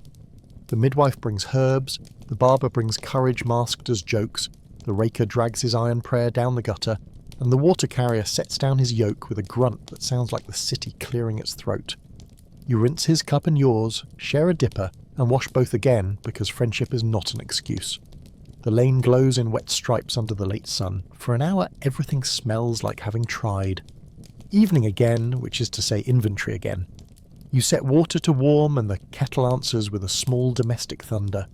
You dip a cloth, wring it to a seriousness that drips twice and then behaves, and begin with the places that meet the world. Hands face the back of the neck where day laid its hand and forgot to remove it. Teeth get willow and a pinch of salt. Gums complain, then stop composing letters. You spit in the ashes, set the twig to soak for morning and feel your mouth remember civility. You lay tomorrow's linen near the hearth where smoke can swear false oaths for you. Tie a twist of rosemary at the neck because habit is a necklace no one can tax. And oil the comb until its teeth glisten like a quiet threat. Shoes get scraped, then wiped with a rag that smells of vinegar. You lift the soles to the light and check for the city's signatures you didn't want to bring home. The floor gets a pass with damp sand that darkens boards and drags dust into a neat surrender. You open the shutter a thumb and let the lane send in one last cool breath before it forgives nothing till dawn. The bucket leans by the door, a patient mouth. You fill it half because you've learned what your back feels like at midnight. You cover it with a board because flying things are optimists. You set the ash jar within reach of the hearth, the vinegar on the sill, the soap on a dish that's been taught not to travel. Rags are stacked, floor, hands, face in that order because you believe in hierarchies that cost no one. The room smells of order, smoke braided with sharp notes, wool turned from animal to furniture, iron cooling, stone wet in corners you refuse to call damp. Neighbours pass in the lane and your house participates. A woman tosses slops and you hear the warning before the arc. You wait, then sweep a clean stripe across your threshold like a signature. Night soil men creak by with the resigned cheer of craftsmen who empty tomorrow from under today. You nod, and they nod, because civilization is built on people who accept shovels. Somewhere a cat commits a misdemeanor. You hear the thump and file it under things not requiring water. You sit on the bed edge and do feet last, as always. Warm water, ash, a rub until the skin squeaks and then softens. Careful drying between toes. A breath of tallow on heels that cracked like small promises. You pull on clean hose that itch, with the good kind of complaint, lay back and let linen lay its cool hand on your ribs. The straw whisper argues that it needs turning. You promise tomorrow and mean it halfway. The fire gets banked until it glows like coals remembering cherries. You set the guard to keep the cat from believing in experiments. You damp the rag you used most and lay it over the rail where smoke can school it. You fold the cleaner one and place it on the peg you'll reach still asleep. You blow out the rushlight and the room shrinks to the red grammar of embers, the grey breath of stone, the quiet diction of wood that stopped creaking now that it knows the night won't ask it to move. Somewhere beyond the shutter the pump sighs, then stills. You lay down as the room holds its mixture. Soap's ghost, vinegar's argument, wool's work song, your skin's salt. And you think, not in words, but in the small ledger kept by hands. Water in, water out, ash used, rag ready, habit intact. Morning will come like it always does, with a bucket and a decision, and a door that opens on a lane that never once pretended to be clean. You close your eyes and don't ask it to start. You'll meet it where it is, with a cloth, a small joke, and wrists that know exactly what to do. Dawn finds your mouth dry and your hands remembering the bucket before your head does. Stone keeps the night and hands it back to your feet. You swing out of bed and the linen lifts smoke and salt from your skin. The ewer's lip is cold enough to sharpen fingers. 2 handfuls to the face, 1 to the neck, a swipe across the eyes until grit becomes history. The hearth answers the tinder, sulky, then steady. You shave a curl from grey soap and marry it to warm water until the surface goes silky dull. Cloth wrung almost dry, you begin at the places other people meet. Hands, mouth, throat, small circles the way the washer showed you. You bind the pump handle with a twist of rough linen so palms meet grip instead of algae, and the willow twig works your teeth to a clean small squeak. Under the collar, time pretends to be courage and almost succeeds. Breakfast is water and heat, pretending to be civilization. You rinse the bowl that will hold porridge because bowls remember. Stir oats until steam draws a fog across your eyebrows, then wash the spoon between tasting and serving because your mouth does not outrank your hands. Bread wakes in the oven's leftover warmth. You rub the knife with vinegar so the crust breaks clean and the crumb doesn't court yesterday. You chew fennel until sleep leaves the back of your tongue. Wipe the table with ash water till wood squeaks, then rinse your fingers again because the habit is a small prayer you can afford. The kettle ticks. A pinch of salt in the basin makes wrists sting into attention. A neighbour borrows heat and leaves mint at your door like a rumour you decide to keep. You scald the cup with hot water, let it steam, and blow your knuckles until breath smells of fennel. Work pulls the hours on like hose. Shirts go to soak, collars get bread, then ash, then the pebble's slow sermon. Floors receive sand until the boards answer in squeaks. The latch gets vinegar, because hands introduce you to strangers you never meet. You comb with oil on the teeth and patience in the wrist. What pops you burn and what escapes you meet tomorrow. Midday finds you scrubbing the step while a cart of greens passes trailing earth. A boy sloshes the fishmonger's boards, and the raker drags yesterday toward the heap. You scald the cup you will carry into afternoon, set it to steam, and scrape your nails with the back of the knife until crescents of morning vanish. When the bell marks noon, you rinse the pump handle again, because other people do, then shake the rush mat so the alley can own what the day shook loose. Afternoon is a ledger balanced in water. You blew the rinse till the bucket dreams of sky, wring linen till your wrists bite, peg shirts where the wind can bully them dry, and smoke the ones that need the lie more than the wash. You visit the barber for a scrape that edits your face, leave with a chalked neck and the thin iron taste of small blood politely managed, then stop by the apothecary for rosemary oil and the rumour that thieves' vinegar works because habit does. Back home, you boil a rag white again, sand the table to silence, and set a twig to soak so evening teeth will not growl at you. Before dusk, you carry grey water to the gutter in a neat arc that feels like handwriting. And you watch it take crumbs, pride, and a sliver of the ache toward the drain without thanking you. Evening folds the room back into the size of your hands. You wash feet till skin squeaks and then forgives, dry between toes like a contract renewed, and feed tallow to the small mouths your heels have become. Linen hangs where smoke will tell a kinder story. Rags stack in their strict little classes. Floor, hands, face. Because tomorrow's chaos bows to tonight's filing. You bank the coals till they glow like cherries under ash, rinse the cup you'll want before you sleep, and open the shutter a thumb for air that smells of wet stone and someone else's supper. You count rags and soap like coins, vinegar like patience, ash like a beet, and lay the comb teeth down as if bugs could read. Then you lie down, the straw sighs, the room keeps breathing without you, and clean isn't finished. It just stops working. Morning will make you prove it again.